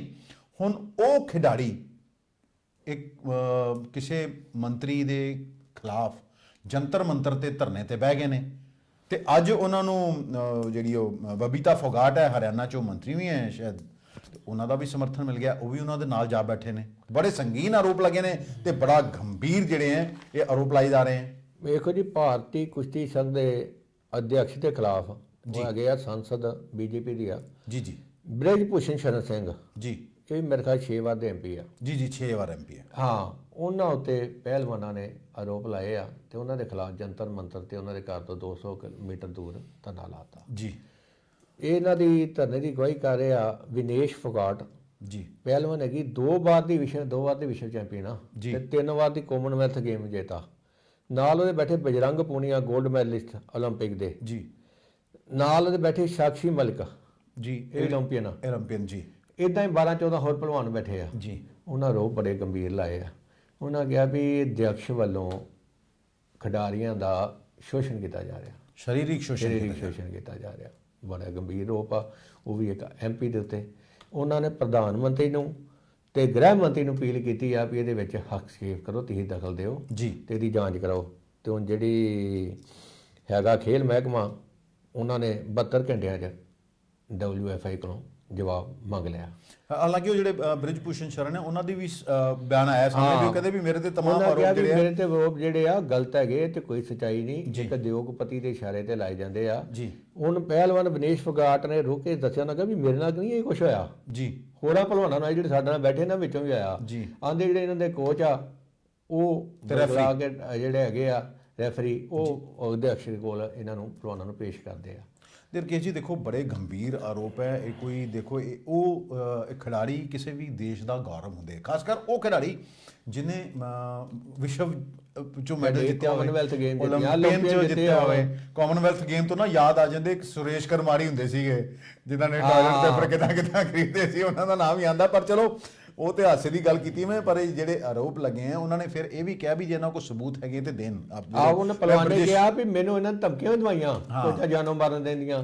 ਤੇ ਜਿਹੜੇ ਬ੍ਰਿਜ ਭੂਸ਼ਣ ਸ਼ਰਨ ਜੀ ਕਹਿੰਦੇ ਵੀ ਜੇ ਧਮਕੀਆਂ ਤੇ ਪੁਲਿਸ ਕੋਲ ਕਿਉਂ ਨਹੀਂ ਗਏ ਜੀ, ਹੁਣ ਵੀ ਤੇ ਧਰਨੇ ਤੇ ਬੈਠੇ ਆ ਤੇ ਉਦੋਂ ਚੱਲ ਜਾਂਦੇ। ਕਹਿੰਦੇ ਵੀ ਜੇ ਤੇ ਜਰਾ ਜੀ ਸੱਚਾਈ ਹੋਵੇ ਜਾਂਚ ਕਰਾਓ, ਮੈਂ ਆਪਣੇ ਫਾਂਸੀ ਚੜ੍ਹਨ ਨੂੰ ਤਿਆਰ ਹਾਂ। ਬਿਲਕੁਲ ਉਹਨਾਂ ਨੇ ਕਿਹਾ, ਪਰ ਇਹਨਾਂ ਨੇ ਵੀ ਮਾਮਲਾ ਬਹੁਤ ਗੰਭੀਰ ਆ। ਫੈਡਰੇਸ਼ਨ ਵਾਲਿਆਂ ਵੀ ਕਹੇ ਵੀ ਸਾਡੇ ਨਿੱਜੀ ਜੀਵਨ 'ਚ ਵੀ ਇਹ ਬੜਾ ਦਖਲਅੰਦਾਜ਼ੀ ਕਰਦੇ ਆ ਜੀ ਫੈਡਰੇਸ਼ਨ ਵਾਲੇ। ਦੇਖੋ ਇਹਨਾਂ ਨੇ ਆਰੋਪ ਆ, ਇਹਨਾਂ ਨੇ ਇਹ ਵੀ ਆਰੋਪ ਲਾਇਆ ਵੀ ਜਿਹੜੇ ਨਾ ਸਾਡੇ ਨਾਲ ਕਈ ਤਰ੍ਹਾਂ ਦੇ ਧੱਕੇ ਹੁੰਦੇ, ਸਾਨੂੰ ਮਾਨਸਿਕ ਪ੍ਰਤਾੜਿਤ ਕੀਤਾ ਜਾਂਦਾ ਹੈ। ਇੱਥੋਂ ਤੱਕ ਇਹਨੇ ਇਹ ਵੀ ਕਹਿਤਾ ਸੀਗਾ ਕਿ ਮੈਂ ਆਤਮ ਹੱਤਿਆ ਕਰਨ ਲਈ ਸੋਚ ਰਹੀ ਸੀ ਪਰ ਹੁਣ ਮੈਨੂੰ ਇੱਥੇ ਆਉਣਾ ਪੈ ਗਿਆ। ਤੇ ਇਹ ਵੀ ਇਹਨਾਂ ਨੇ ਕਿਹਾ ਵੀ ਸਾਡੇ ਕੋਲ ਜਦੋਂ ਹਾਈ ਕੋਰਟ ਸਬੂਤ ਮੰਗੂਗਾ ਦਿਆਂਗੇ, ਪ੍ਰਧਾਨ ਮੰਤਰੀ ਸਾਹਿਬ ਸਬੂਤ ਮੰਗਣਗੇ ਦਿਆਂਗੇ, ਆਡੀਓ ਵੀ ਦਿਆਂਗੇ, ਹਰ ਇੱਕ ਚੀਜ਼ ਦਾ ਸਬੂਤ ਦਿਆਂਗੇ। ਪਰ ਇਹ ਫਿਰ ਵੀ ਗੱਲ ਹੈ ਕਿ ਜੀ ਮੈਂ ਫਿਰ ਇੱਥੇ ਕਹਿਣਾ ਚਾਹਾਂਗਾ, ਪਹਿਲੇ ਤਾਂ ਸਾਡੇ ਮੈਡਲ ਕਿੰਨੇ ਆਉਂਦੇ ਆ 올림픽 'ਚ, ਕਿੰਨੇ ਕੁ ਮੈਡਲ ਸਾਡੇ ਤੋਂ ਦੂਜੇ 'ਚ ਅਸੀਂ ਗੱਲ ਕਰ ਲਈਏ ਜਾਂਦੀਆਂ ਇਹਨਾਂ ਕੋਲੋਂ, ਚੀਨ ਦੀ ਗੱਲ ਕਰ ਲਈਏ, ਅਮਰੀਕਾ ਦੀ ਗੱਲ ਕਰ ਲਈਏ, ਜਾਪਾਨ ਦੀ ਗੱਲ ਕਰ ਲਈਏ, ਅਸੀਂ ਉਹਨਾਂ ਤੋਂ ਕਿਤੇ ਸਟੈਂਡ ਨਹੀਂ ਕਰਦੇ। ਇੱਕ ਮੈਡਲ ਆ ਜਾਂਦਾ ਨਾ ਅਸੀਂ ਪੂਰਾ ਮੁਲਕ ਰੌਲਾ ਪਾਉਣਾ ਸ਼ੁਰੂ ਕਰ ਦਿੰਦੇ ਵੀ ਸ਼ੁਕਰ ਹੈ ਕਿ ਮੈਡਲ ਤੇ ਆਇਆ। ਤੇ ਉਹੀ ਜਿਹੜੇ ਪਹਿਲਵਾਨ ਨੇ ਜਿਨ੍ਹਾਂ ਨੇ ਅਗਲੀ ਪਨੀਰੀ ਤਿਆਰ ਕਰਨੀ ਹੈ, ਅਗਲੇ ਨੌਜਵਾਨ ਤਿਆਰ ਕਰਨੇ ਨੇ, ਉਹਨਾਂ ਨੂੰ ਬੈਠਣਾ ਪੈ ਰਿਹਾ। ਤੇ ਜੇ ਵਾਕਈ ਜ਼ਰਾ ਵੀ ਇਹਦੇ ਗੱਲ 'ਚ ਕਿਤੇ ਸੱਚਾਈ ਹੈ ਤੇ ਸਖਤ ਐਕਸ਼ਨ ਹੋਣਾ ਚਾਹੀਦਾ, ਟਾਈਮ ਬਾਉਂਡ ਹੋਣਾ ਚਾਹੀਦਾ। ਤੇ ਜੇ ਵਾਕਈ ਇਹਨਾਂ ਵੱਲੋਂ ਕੋਈ ਬਲੈਕਮੇਲ ਕਰਨ ਦੀ ਕੋਸ਼ਿਸ਼ ਕੀਤੀ ਜਾ ਰਹੀ ਹੈ ਤੇ ਬਖਸ਼ੇ ਇਹ ਵੀ ਨਹੀਂ ਜਾਣੇ ਚਾਹੀਦੇ। ਇਸ ਕਰਕੇ ਉਹ ਵੀ ਦੇਖੋ ਜੇ 6 ਵਾਰ MP ਚੁਣਿਆ ਤਾਂ ਕੋਈ ਗੱਲ ਹੋਊ ਤੇ 6 ਵਾਰ ਚੁਣਿਆ ਗਿਆ। ਉਹਨਾਂ ਇਹ ਵੀ ਕਿਹਾ ਵੀ ਮੈਂ ਜਿਹੜੀ ਫੋਗਾਟ ਸੀਗੀ, ਜਿਹੜਾ ਵਿਨੀਸ਼ ਫੋਗਾਟ ਬੈਠੀ, ਕਹਿੰਦੀ ਮੈਂ ਖਿਲਾੜੀ ਆਤਮ सम्मान ਚਾਹੁੰਦਾ ਹੈ ਤੇ ਪੂਰੀ ਸ਼ਿੱਦਤ ਨਾਲ ਓਲੰਪਿਕ ਜਾਂਦਾ ਹੈ। ਗੱਲ ਠੀਕ ਹੈ ਵੀ ਕੋਈ ਨਾ, ਕਹਿੰਦੇ ਵੀ ਅੱਗ ਲੱਗਦੀ ਤੇ ਧੂੰਆਂ ਉੱਠਦਾ, ਬਾਕੀ ਜਾਂਚ ਸਭ ਕੁਝ ਸਾਹਮਣੇ ਆਏਗਾ। ਕਿ ਜੀ ਅੰਮ੍ਰਿਤਸਰ ਦੀ ਟ੍ਰੈਫਿਕ ਗੰਭੀਰ ਮੁੱਦਾ ਬਣ ਗਈ ਹੈ। ਕਿ ਪਹਿਲੇ ਤੇ ਸੀਗਾ ਕਾਰ ਚਲਾਉਣੀ ਔਖੀ ਸੀ, ਹੁਣ ਤਾਂ ਮੋਟਰਸਾਈਕਲ ਚਲਾਉਣਾ ਔਖਾ ਹੋ ਗਿਆ, ਪੈਦਲ ਚੱਲਣਾ ਲੋਕਾਂ ਦਾ ਔਖਾ ਹੋ ਗਿਆ। ਵੀ ਜੇ ਕਿਤੇ ਖੁਦਾ ਨਾ ਖਾਸਤਾ ਐਂਬੂਲੈਂਸ ਫਸ ਜਾਏ ਕਿਤੇ ਤੇ ਉਹਨੂੰ ਤਾਂ ਰਾਹ ਹੀ ਨਹੀਂ ਮਿਲਣਾ। ਤੇ ਮਰੀਜ਼, ਜਿਵੇਂ ਤੁਸੀਂ ਕੱਲ ਇੱਕ ਵੀਡੀਓ ਦੇਖੀ ਹੋਣੀ ਹੈ, ਦੇਖੋ ਨਾ ਕਿਸ ਤਰ੍ਹਾਂ ਆਉਂਦਾ ਇੱਕ ਮੁਲਾਜ਼ਮ ਨੂੰ ਅਟੈਕ ਆਉਂਦਾ ਹੈ ਤੇ ਉਹ ਕਿਸ ਤਰ੍ਹਾਂ ਪੰਪਿੰਗ ਕਰਕੇ ਉਹਨੂੰ ਦਿੰਦੇ ਵੀ ਕਿਸੇ ਨੂੰ ਉਹਨਾਂ ਨੂੰ ਕਿ ਜੀ ਇਸ ਤਰ੍ਹਾਂ ਦਾ ਕੋਈ ਹੋ ਜਾਵੇ ਸਮੱਸਿਆ ਤੇ ਬੰਦਾ ਤੇ ਹਸਪਤਾਲ ਜਾਣ ਤੋਂ ਪਹਿਲਾਂ ਮਰ ਜਾਵੇ। ਭੰਡਾਰੀ ਸਾਹਿਬ, ਟ੍ਰੈਫਿਕ ਵਿਵਸਥਾ ਦਾ ਬਹੁਤ ਮਾੜਾ ਹਾਲ ਹੈ ਸ਼ਹਿਰ 'ਚ। ਅੱਗੇ ਤਾਂ ਹੁੰਦਾ ਵੀ ਕਿਤੇ ਧਰਨਾ ਲੱਗ ਗਿਆ ਤੇ ਅਸੀਂ ਕਹਿੰਦੇ ਜਾਮ 'ਚ ਫਸ ਗਏ ਯਾਰ ਅੱਧਾ ਪੌਣਾ, ਹੁਣ ਤੇ ਬਿਨਾਂ ਧਰਨੇ ਹੀ ਜਾਮ 'ਚ ਅੱਧਾ ਪੌਣਾ ਘੰਟਾ ਲੱਗ ਜਾਂਦਾ ਕਿਤੇ ਥਾਂ ਤੇ ਪਹੁੰਚਣ ਨੂੰ। ਜਿੱਥੇ ਤੁਸੀਂ 2 ਮਿੰਟ 'ਚ ਪਹੁੰਚਣਾ ਉੱਥੇ ਅੱਧਾ ਘੰਟਾ ਤੁਹਾਨੂੰ ਲੱਗ ਜਾਂਦਾ। ਇਹਦੇ ਕਾਰਨ ਬੜੇ, ਇੱਕ ਤੇ ਪਾਰਕਿੰਗਾਂ ਨਹੀਂ ਸਾਡੇ ਹੈਗੀਆਂ ਪ੍ਰੋਪਰ ਜੀ, ਤੇ ਜੇ ਕਿਤੇ ਪਾਰਕਿੰਗ ਹੈਗੀ ਤੇ ਲੋਕੀ 10-20 ਰੁਪਏ ਬਚਾਉਣ ਨੂੰ ਪਾਰਕਿੰਗ 'ਚ ਲਾਉਂਦੇ ਹੀ ਨਹੀਂ, ਆਪਣਾ ਗੱਡੀ ਕੋਈ ਨਹੀਂ ਲਾਉਂਦੇ, ਸਕੂਟਰ ਕੋਈ ਨਹੀਂ ਲਾਉਂਦੇ। ਇੱਕ ਦੁਕਾਨਦਾਰਾਂ ਨੇ ਤੇ ਆਪਣੇ ਦੁਕਾਨਾਂ ਅੱਗੇ ਸਕੂਟਰ ਲਾ ਕਬਜ਼ੇ ਕੀਤੇ ਆ। ਕੁਝ ਦੁਕਾਨਦਾਰਾਂ ਨੇ ਆਪਣੇ ਪੈਸੇ ਲੈ ਕੇ ਅੱਗੇ ਫੜੀਆਂ ਲਵਾ ਲੈਂਦੇ ਆ ਜੀ। ਕੁਛ ਨੇ ਦੁਕਾਨ ਰੇਹੜੀ ਵਾਲਿਆਂ ਨੇ ਅਵੈਧ ਕਬਜ਼ੇ ਕਿਸੇ ਨੇ ਖੋਖੇ ਲਵਾਏ ਆ। ਹੁਣ ਵੇਖੋ ਇਹਦੇ ਕਾਰਨ ਬੜੇ ਆ। ਸਭ ਤੋਂ ਵੱਡਾ ਕਾਰਨ ਹੈਗਾ ਰਿਕੋ ਬ੍ਰਿਜ ਦਾ ਬੰਦ ਹੋਣਾ ਤੇ 22 ਨੰਬਰ ਫਾਟਕ ਵਾਲੇ ਪੁਲ ਦਾ ਬੰਦ ਹੋਣਾ। ਉਹ ਤਾਂ ਸ਼ੁਰੂ ਨਹੀਂ ਹੋਇਆ ਜੀ, ਪੁਲ ਦਾ ਰਸਤਾ ਬੰਦ ਹੈ ਜੀ। ਉਹ ਜੇ ਚਾਲੂ ਹੋ ਜਾਂਦੇ ਟ੍ਰੈਫਿਕ ਰਸਤਾ ਕਾਫੀ ਹੱਦ ਤੱਕ ਸੁਧਰ ਜੇ। ਹੁਣ ਕੀ ਆ, ਸਾਰਾ ਜਿਹੜਾ ਟ੍ਰੈਫਿਕ ਆ ਭੰਡਾਰੀ ਪੁਲ ਨੂੰ ਪੈ ਰਿਹਾ। ਭੰਡਾਰੀ ਪੁਲ ਤੇ ਜਾਮ ਹੀ ਜਾਮ, ਹਾਲਗੇਟ ਪਹੁੰਚ ਜਾਓ ਜਾਮ, ਫੋਰੈਸਟ ਸਟੇਸ਼ਨ ਚੱਲ ਜਾਓ ਜਾਮ, ਮੈਗਦਨ ਦਾ ਇੱਥੋਂ ਆਪਣੇ ਇੱਥੇ ਤੁਹਾਡੇ ਆਫਿਸ ਚੋਂ ਨਿਕਲਿਆ ਤੇ ਮੈਨੂੰ ਵੇਖੋ ਵੀ ਪੁਲ ਚੜ੍ਹ ਕੇ ਤੇ ਮੈਨੂੰ ਰਿਆਲਟੂ ਲਾਗੋਂ ਮੋੜ ਮਿਲਿਆ ਮੁੜਨ ਨੂੰ। ਪੁਲ ਤੋਂ ਉਤਰ ਕੇ ਕਿਤੇ ਸਟੇਸ਼ਨ ਵਾਲੇ ਬਣੇ ਮੈਂ ਮੁੜ ਨਹੀਂ ਸਕਿਆ ਵੀ ਕਿਤੇ ਆਪਣੇ ਘਰ ਨੂੰ ਜਾ ਸਕਾਂ। ਮੈਂ ਕਿਹਾ ਜੀ ਕੱਲ ਇੱਕ ਡਾਕਟਰ ਕੋਲ ਬੈਠਾ ਸੀ, ਉਹ ਵੀ ਕਹਿ ਰਹੇ ਸੀ, ਕਹਿੰਦੇ ਵੀ ਸਾਡੇ ਕੋਲ ਕੋਈ ਮਰੀਜ਼ ਨਹੀਂ ਆਉਣਾ ਸੀ, ਫੋਨਾਂ ਵੀ ਡੇਢ ਘੰਟਾ ਕਹਿੰਦੇ ਸੀ ਕੋਈ ਟੈਸਟ ਕਰਾਉਣ ਭੇਜਣਾ ਹੋਏ ਨਾ ਪੇਸ਼ੈਂਟ ਨੂੰ, ਕੋਈ ਤਾਂ MRI ਕਰਾਉਣ ਭੇਜਣਾ ਹੋਵੇ, CT ਸਕੈਨ ਕਰਾਉਣ ਭੇਜਣਾ ਹੋਵੇ, ਵੀ ਸਾਨੂੰ 1.5-2 ਘੰਟੇ ਲੱਗ ਜਾਂਦੇ ਆ, ਬੜੀ ਮੁਸ਼ਕਿਲ 'ਚ ਆਏ ਸੀ। ਤੇ ਉਹਨਾਂ ਨੇ ਅਪੀਲ ਵੀ ਕੀਤੀ ਹੈ, ਕਹਿੰਦੇ ਪੁਲਿਸ ਕਮਿਸ਼ਨਰ ਸਾਹਿਬ ਨੂੰ, ਕਾਰਪੋਰੇਸ਼ਨ ਦੇ ਕਮਿਸ਼ਨਰ ਨੂੰ ਤੇ DC ਸਾਹਿਬ ਨੂੰ, ਵੀ ਤੁਸੀਂ ਇੱਕ ਇਕੱਠੇ ਕਲੈਕਟਿਵ ਐਫਰਟਸ ਕਰਕੇ ਕੋਈ ਇਹਦਾ ਹੱਲ ਕੱਢੋ, ਨਹੀਂ ਤੇ ਲੋਕ ਤਾਂ ਬੁਰੀ ਹਾਲਤ 'ਚ ਫਸੇ ਹੋਏ ਆ। ਤੇ ਅਸੀਂ ਵੀ ਵੈਸੇ ਕਿ ਜੀ ਸਾਡੇ ਡਾਕਟਰ ਭੋਲਾ ਸਿੰਘ ਸਿੱਧੂ ਆਏ, ਉਹਨਾਂ ਨੇ ਇੱਕ ਬੜਾ ਸਾਨੂੰ ਇਹਦੇ ਤੇ ਸੁਝਾਅ ਵੀ ਭੇਜਿਆ, ਮੈਂ ਚਾਹਾਂਗਾ ਦਰਸ਼ਕਾਂ ਨਾਲ ਤੁਸੀਂ ਸਾਂਝਾ ਕਰੋ। ਇੱਕ ਤੇ ਉਹਨਾਂ ਕਿਹਾ ਵੀ ਟ੍ਰੈਫਿਕ ਪੁਲਿਸ ਨੂੰ ਫ੍ਰੀ ਹੈਂਡ ਦੇਣਾ ਚਾਹੀਦਾ ਜੀ। ਇੱਕ ਉਹਨਾਂ ਵੀ ਸਾਡੀ ਜਨਤਾ ਵੀ ਇਰਰਿਸਪੌਂਸਿਬਲ ਆ, ਅਸੀਂ ਜਿੱਥੇ ਮਰਜ਼ੀ ਗੱਡੀ ਖਿਲਾਰ ਦਿੰਦੇ ਆ, ਨੁਕਰੇ ਲਾ ਦਿੰਦੇ ਆ ਜੀ, ਮੈਂ ਫਰੂਟ ਲੈਣਾ ਤੇ ਉੱਥੇ ਖਲੋ ਜਾ, ਸਾਨੂੰ ਵੀ ਚਾਹੀਦਾ। ਇੱਕ ਉਹਨਾਂ ਕਿਹਾ ਵੀ ਹੋਲੋਗ੍ਰਾਫੀ ਚਿਪਸ ਲੱਗਣੇ ਚਾਹੀਦੇ ਗੱਡੀ ਤੇ, ਜਿਹੜੀਆਂ ਵੈਦ ਗੱਡੀਆਂ ਘੁੰਮਦੀਆਂ ਫਿਰਦੀਆਂ ਵਿਦਆਊਟ ਡਰਾਈਵਿੰਗ ਲਾਇਸੈਂਸ ਜੀ, ਇਹ ਬੰਦ ਹੋਣੀਆਂ ਚਾਹੀਦੀਆਂ ਵੈਦ। ਇੱਕ ਉਹਨਾਂ ਜਿਹੜਾ ਡਰਾਈਵਿੰਗ ਲਾਇਸੈਂਸ ਆ ਗੱਡੀ ਜਿਸੇ ਬਣਾਉਣਾ ਸੌਖਾ ਹੋਣਾ ਚਾਹੀਦਾ, ਵੀ ਹਰ ਬੰਦਾ ਡਰਾਈਵਿੰਗ ਲਾਇਸੈਂਸ ਬਣਾਵੇ। ਇੱਕ ਉਹਨਾਂ ਕਿਹਾ ਵੀ ਲਾਈਟਾਂ ਜਿਹੜੀਆਂ ਹਰ ਚੱਲਣੀਆਂ ਚਾਹੀਦੀਆਂ ਜੀ, ਲਾਈਟਾਂ ਚੱਲਣ ਚਾਹੇ ਤੇ ਕੈਮਰੇ ਲੱਗਣ, ਜਿਹੜਾ ਗਲਤੀ ਕਰਦਾ ਤੇ ਘੱਟ ਟ੍ਰੈਫਿਕ ਚਲਾਉਣ ਜਾਵੇ। ਬਿਲਕੁਲ ਠੀਕ ਹੈ, ਬਖਸ਼ਿਆ ਨਹੀਂ ਜਾਣਾ ਚਾਹੀਦਾ ਕੋਈ ਵੀ ਜੀ। ਇੱਕ ਉਹਨਾਂ ਚਾਹੀਦਾ ਵੀ ਜਿੱਥੇ ਵੀ ਪ੍ਰੋਪਰ ਪਾਰਕਿੰਗਾਂ ਬਣਾਈਆਂ ਜਾਣ ਥਾਵਾਂ ਦੇ ਉੱਤੇ, ਜਿਹੜੇ ਆਂਦੇ ਵੀ ਪੁੱਲ ਬਣਾਏ ਜਾਣ ਫਿਊਚਰ ਦੇ ਵਿੱਚ, ਤੇ ਮੈਟਰੋ ਚਾਲੂ ਕੀਤੀ ਜਾਵੇ। ਬੜੀ ਵੱਡੀ ਗੱਲ ਉਹਨਾਂ ਕਹੀ ਵੀ ਮੈਟਰੋ ਚਾਲੂ ਕੀਤੀ ਜਾਵੇ, ਉਹਦੇ ਨਾਲ ਮੈਟਰੋ ਪ੍ਰੋਜੈਕਟ ਤੇ ਵੀ ਕੰਮ ਕੀਤਾ ਜਾਵੇ। 2-3 ਸੁਝਾਅ ਨਾ ਮੈਂ ਵੀ ਨੋਟ ਕੀਤੇ, ਉਹਦੇ 'ਚ ਮੈਂ ਵੀ ਇਹਨਾਂ ਨੂੰ ਪ੍ਰਸ਼ਾਸਨ ਨੂੰ ਦੇਣਾ ਚਾਹਾਂਗਾ ਵੀ ਸਾਨੂੰ ਲੋਕਾਂ ਵੱਲੋਂ ਸੁਝਾਅ ਭੇਜੇ ਗਏ। ਉਹ ਕਹਿੰਦੇ ਇੱਕ ਤਾਂ ਈ-ਰਿਕਸ਼ਾ ਇਹਦੀ ਕੋਈ ਰਜਿਸਟ੍ਰੇਸ਼ਨ ਨਹੀਂ ਹੈ, ਵੀ ਕਿਸੇ ਨੂੰ ਮਾਰ ਕੇ ਚਲਾ ਜਾਏ, ਕੀ ਚਲਾ ਜਾਏ, ਕੁਝ ਪਤਾ ਨਹੀਂ ਲੱਗਦਾ ਕਿੰਨੇ ਮਾਰਿਆ ਕਿੰਨੇ ਨਹੀਂ ਮਾਰਿਆ, ਧੜਾ ਧੜ ਈ-ਰਿਕਸ਼ਾ ਜਿਹੜੇ ਸੜਕਾਂ ਤੇ ਆ ਰਹੇ ਹੈ। ਦੂਸਰੀ ਗੱਲ ਆਟੋ, ਇਹ ਦੋਨੋਂ ਜਿਹੜੇ ਹੈ ਇਹ ਇੱਕ ਜ਼ਿਆਦਾਤਰ ਜਿਹੜੀ ਟ੍ਰੈਫਿਕ ਕਿਓਸ ਹੈ ਇਹਦੇ ਕਾਰਨ ਹੈ। ਮਤਲਬ ਇਹਨਾਂ ਨੂੰ ਕਹਿੰਦੇ ਉਹ ਫਿਰ ਲੋਕ ਇਹ ਸੁਝਾਅ ਦਿੰਦੇ ਆ, ਸਾਡੀ ਪ੍ਰਸ਼ਾਸਨ ਨੂੰ ਵੀ ਇਹ ਅਪੀਲ ਹੈ ਵੀ ਇਹਨਾਂ ਦੇ ਤੁਸੀਂ ਰੂਟ ਡਿਵਾਈਡ ਕਰ ਦਿਓ, ਵੀ ਕੁਝ ਰੰਗ ਬਦਲ ਦਿਓ ਨਾ ਇਹਨਾਂ ਦੇ, ਨੀਲਾ ਲਾਲ ਪੀਲਾ ਕਾਲਾ ਰੰਗ ਕਰ ਦਿਓ ਇਹਨਾਂ ਨੂੰ, ਵੀ ਨਾਰਥ ਸਾਊਥ ਈਸਟ ਵੈਸਟ ਇਹ ਚੱਲਣਗੇ। ਜਿਹੜਾ ਰੰਗ ਹੈ ਉਧਰ ਨੂੰ ਚੱਲੇ, ਜਾਂ ਵਿਧਾਨ ਸਭਾ ਹਲਕਿਆਂ ਦੇ ਹਿਸਾਬ ਨਾਲ ਕਰ ਦਿਓ, ਜਾਂ ਇਸ ਤਰ੍ਹਾਂ ਕਰ ਦਿਓ ਵੀ ਕੋਈ ਮਜੀਠਾ ਰੋਡ ਚੱਲੇਗਾ, ਕੋਈ ਸ਼ਾਡੇ ਚੱਲੇਗਾ, ਕੋਈ ਬਟਾਲਾ ਰੋਡ ਚੱਲੇਗਾ, ਕੋਈ ਵੇਰਕੇ ਚੱਲੇਗਾ, ਵੀ ਇਸ ਤਰ੍ਹਾਂ ਕਰ ਦਿਓ। ਨਹੀਂ ਤੇ ਬੁਰੀ ਹਾਲਤ ਹੈ। ਜਾਂ ਫਿਰ ਜਿਹੜੇ ਹੈਵੀ ਟ੍ਰੈਫਿਕ ਸ਼ਹਿਰ 'ਚ ਆਉਂਦੀ ਹੈ ਉਹਦੀ ਕੋਈ ਟਾਈਮ ਜਿਹੜੀ ਹੈ ਟਾਈਮਿੰਗ ਫਿਕਸ ਕਰ ਦਿਓ, ਵੀ ਤੁਸੀਂ ਸਵੇਰੇ 12 ਤੋਂ ਸ਼ਾਮ 6 ਵਜੇ ਤੱਕ ਹੈਵੀ ਟ੍ਰੈਫਿਕ ਨਹੀਂ ਆਏਗੀ, ਟਰੱਕ ਨਹੀਂ ਆਉਣਗੇ, ਟਰਾਲੀਆਂ ਨਹੀਂ ਆਉਣਗੀਆਂ। ਐਗਰੀਕਲਚਰ ਨੂੰ ਛੂਟ ਦਿੱਤੀ ਜਾਵੇ ਇਹਦੇ ਨਾਲ। ਹਾਂਜੀ ਇਹਦੀ ਟਾਈਮਿੰਗ ਫਿਕਸ ਹੈ, ਹੈਵੀ ਟ੍ਰੈਫਿਕ ਨਹੀਂ ਆਉਂਦੀ, ਉਹ ਪਰ ਸਿਫਾਰਸ਼ੀ ਤੇ ਪੁਲਿਸ ਨੂੰ ਹੱਥ ਗਰਮ ਕਰਨ ਵਾਲੇ ਲੰਘ ਜਾਂਦੇ ਆ। ਪਰ ਜੀ ਮੈਂ ਟ੍ਰੈਫਿਕ ਚਾਰਜ ਕਹਿੰਦੇ ਆ। ਇੱਕ ਸਾਡੇ ਲੋਕਾਂ ਦਾ ਬੜਾ ਕੰਮ ਹਨ, ਜਿਹਦੇ ਥਾਂ ਮਿਲਦੀ ਹੈ ਨਾ ਅਸੀਂ ਵੱਖਰੀ ਲਾਈਨ ਇੱਕ ਬਣਾ ਲੈਂਦੇ ਆ। ਬਿਲਕੁਲ ਇਹ ਨਹੀਂ ਕਰਦੇ ਵੀ 2 ਵਜੇ ਟ੍ਰੈਫਿਕ ਚੱਲਣ ਦੀ ਹੈ, ਕਸੂਰ ਸਾਡਾ ਵੀ ਬੜਾ। ਨਹੀਂ ਬਿਲਕੁਲ ਦੇਖੋ ਜੀ, ਜਨਤਾ ਜਾਗਰੂਕ ਹੋਊ, ਜਨਤਾ ਟ੍ਰੈਫਿਕ ਰੂਲ ਦੀ ਫਾਲੋ ਕਰੂਗੀ ਤੇ ਇਹਦਾ ਵੀ ਕੁਛ ਨਾ ਕੁਛ ਫਰਕ ਪੈ ਜਾਊਗਾ ਜੀ। ਸਾਨੂੰ ਥੋੜੀ ਜਿਹੀ ਸਖਤੀ ਦੀ ਲੋੜ ਹੁੰਦੀ ਹੈ, ਕਿਉਂਕਿ ਜੇ ਸਾਰੀਆਂ ਚੀਜ਼ਾਂ ਅਸੀਂ ਤੁਹਾਨੂੰ ਪਤਾ ਹੀ ਵੀ ਟ੍ਰੈਫਿਕ ਲਾਈਟਾਂ ਨਹੀਂ ਚੱਲਦੀਆਂ ਤੇ ਅਸੀਂ ਵੀ ਕਹਿੰਦੇ ਭਜਾਣ ਦੀ ਗੱਲ ਕਰਦੇ ਆ। ਦੇਖੋ ਇਹਨਾਂ ਨੂੰ ਰਿਕੋ ਬ੍ਰਿਜ ਦੀ ਰਿਪੇਅਰ ਜਲਦੀ ਤੋਂ ਜਲਦੀ ਕਰਾਉਣੀ ਚਾਹੀਦੀ ਹੈ। ਰਿਪੇਅਰ ਨਹੀਂ ਸਾਨੂੰ ਨਵਾਂ ਹੀ ਬੰਨਣਾ ਜੀ, ਉਹ ਪਤਾ ਨਹੀਂ ਕਦੋਂ ਬੰਨਣਾ ਹੈ। ਏਡੀਸੀਪੀ ਟ੍ਰੈਫਿਕ ਨੇ ਕਿਹਾ ਵੀ ਰਿਕੋ ਬ੍ਰਿਜ ਦੀ ਹਾਲਤ ਖਸਤਾ, ਡੀਸੀ ਸਾਹਿਬ ਨੇ ਬੰਦ ਕੀਤਾ, ਉਹਦੇ ਕਰਕੇ ਵੀ ਹੋਇਆ ਫਰਕ। ਤੇ ਜਦੋਂ 22 ਨੰਬਰ ਫਾਟਕ ਚੱਲ ਜੂਗਾ ਤੇ ਟ੍ਰੈਫਿਕ ਦਾ ਕਾਫੀ ਹੱਦ ਤੱਕ ਫਰਕ ਅਤੇ ਨਾਲ ਇੱਕ ਹੋਰ ਸੁਝਾਅ ਕਿ ਜੀ ਮੈਂ ਨਾ ਅੱਜ ਪੜ੍ਹ ਰਿਹਾ ਸੀਗਾ, ਜਲੰਧਰ ਦੇ ਵਿੱਚ ਉਹਨਾਂ ਨੇ ਕਈ ਸੜਕਾਂ ਨੂੰ ਨੋ ਆਟੋ ਜ਼ੋਨ ਲਾਗੂ ਕਰਤਾ ਹੈ। ਸਰਕਾਰ ਪ੍ਰਸ਼ਾਸਨ ਚਾਹੇ ਜੇ ਦੇਖੋ ਰਾਤੋਂ ਰਾਤ ਜੇ ਰਿਪੋਰਟ ਲੈ ਕੇ ਇਹ ਬੰਦ ਹੋ ਸਕਦਾ ਹੈ, ਰੀਗੋ ਬ੍ਰਿਜ ਬੰਦ ਹੋ ਸਕਦਾ, ਤੇ ਇਹਦੀ ਟ੍ਰੈਫਿਕ ਸਮੱਸਿਆ ਦਾ ਹੱਲ ਕਿੰਨਾ ਕੁ ਮੁਸ਼ਕਲ ਹੈ। ਇੱਕ ਪਾਸੇ ਤੇ ਆਪਾਂ ਜੀ ਸੁਮਿਟ ਕਰਾਉਣ ਜਾ ਰਹੇ ਹਾਂ, ਦੂਜੇ ਪਾਸੇ ਸ਼ਹਿਰ ਦੀ ਟ੍ਰੈਫਿਕ ਵਿਵਸਥਾ ਬੁਲਾ ਕੇ ਜੀ। ਛੋਟੀ ਜੀ ਟਿੱਪਣੀ, MVI ਮੋਟਰ ਵਾਹੀਕਲ ਇੰਸਪੈਕਟਰ ਕਹਿੰਦੇ ਮਲਾਈਦਾਰ ਪੋਸਟ ਹੈ ਬੜੀ। ਜਲੰਧਰ ਦੇ MVI ਤੋਂ ਪਤਾ ਲੱਗਿਆ ਸੀ ਵੀ ਕਿੱਦਾਂ ਕਰੋੜਾਂ ਅਰਬਾਂ ਰੁਪਏ ਕਮਾਏ ਜਾਂਦੇ ਆ। ਅੰਮ੍ਰਿਤਸਰ ਦੇ MVI ਹੈ, ਉਹਨਾਂ ਦੀ ਇੱਕ ਕੰਪਲੇਂਟ ਹੋਈ ਹੈ ਵੀ ਕਹਿੰਦੇ ਉਹਨਾਂ ਕੋਲ ਜਦੋਂ ਅਧਿਕਾਰ ਖੋਲੇ ਗਏ ਸੀ ਉਹਦੇ ਬਾਵਜੂਦ ਵੀ ਉਹ ਗੱਡੀਆਂ ਪਾਸ ਕਰੀ ਜਾਂਦੇ ਆ। MVI ਆ ਸਰਦਾਰ ਨਵਦੀਪ ਸਿੰਘ ਜੀ ਜੋ ਕੰਪਲੇਂਟ ਮੁਤਾਬਕ ਆ, ਇਹ ਰੋਡਵੇਜ਼ ਦੇ ਕਰਮਚਾਰੀ ਤੇ MVI ਦਾ ਐਡੀਸ਼ਨਲ ਚਾਰਜ ਆ। ਪਹਿਲਾਂ ਤੇ ਸਰਕਾਰ ਨੂੰ ਚਾਹੀਦਾ ਵੀ MVI ਹਰ ਜ਼ਿਲ੍ਹੇ 'ਚ ਇੱਕ ਭਰਤੀ ਕਰੋ। ਇਹਨੂੰ ਕਿ ਜੀ ਹਾਈ ਕੋਰਟ ਨੇ ਵੀ ਸਖਤ ਟਿੱਪਣੀ ਕੀਤੀ ਸੀ ਇਹਦੇ ਤੇ ਬਲੂ ਵਾਈਟ ਬॉय ਹੁੰਦੇ ਆ ਮੰਤਰੀਆਂ ਦੇ ਵੀ ਤੇ RTA ਦੇ ਵੀ ਜੀ, ਵੈਸੇ ਇਹਨਾਂ ਨੇ ਇਕੱਠੇ ਕਰਕੇ ਮੇਨ ਜ਼ਿਆਦਾ ਦੇਣੇ ਹੁੰਦੇ ਇਹਨਾਂ ਨੇ। ਤੁਹਾਨੂੰ ਪਤਾ ਇੱਕ ਜਲੰਧਰ ਦੇ RTA ਫੜਿਆ, ਉਹ ਫੜੇ ਗਏ MVI 12 ਬੰਦੇ ਨਾਲ ਏਜੰਟ ਵੀ ਫੜੇ ਗਏ ਤੇ ਕਿੰਨਾ ਪੈਸਾ ਕਮਾ ਕੇ ਦਿੰਦੇ ਆ। ਹੁਣ ਇਹਨਾਂ ਕੋਲ ਜਿਹੜਾ ਵਾਧੂ ਚਾਰਜ ਸੀ ਉਹ ਸਰਕਾਰ ਦੇ ਪੱਤਰ ਨੰਬਰ TRP 102/03/2022 ਡੇਟਡ 25/11/2022 ਨੂੰ ਵਾਪਸ ਲੈ ਲਿਆ ਜੀ।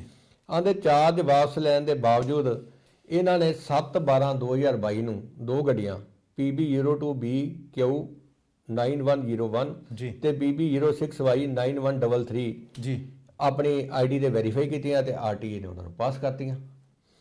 ਤੇ ਇਹਨਾਂ ਦੀ ਜਿਹੜੀ ਗੱਡੀ ਦੀ ਪਾਸਿੰਗ ਦੀ ਫੀਸ 1/12/2022 ਨੂੰ ਕੱਟੀ ਗਈ ਸੀ ਜੀ।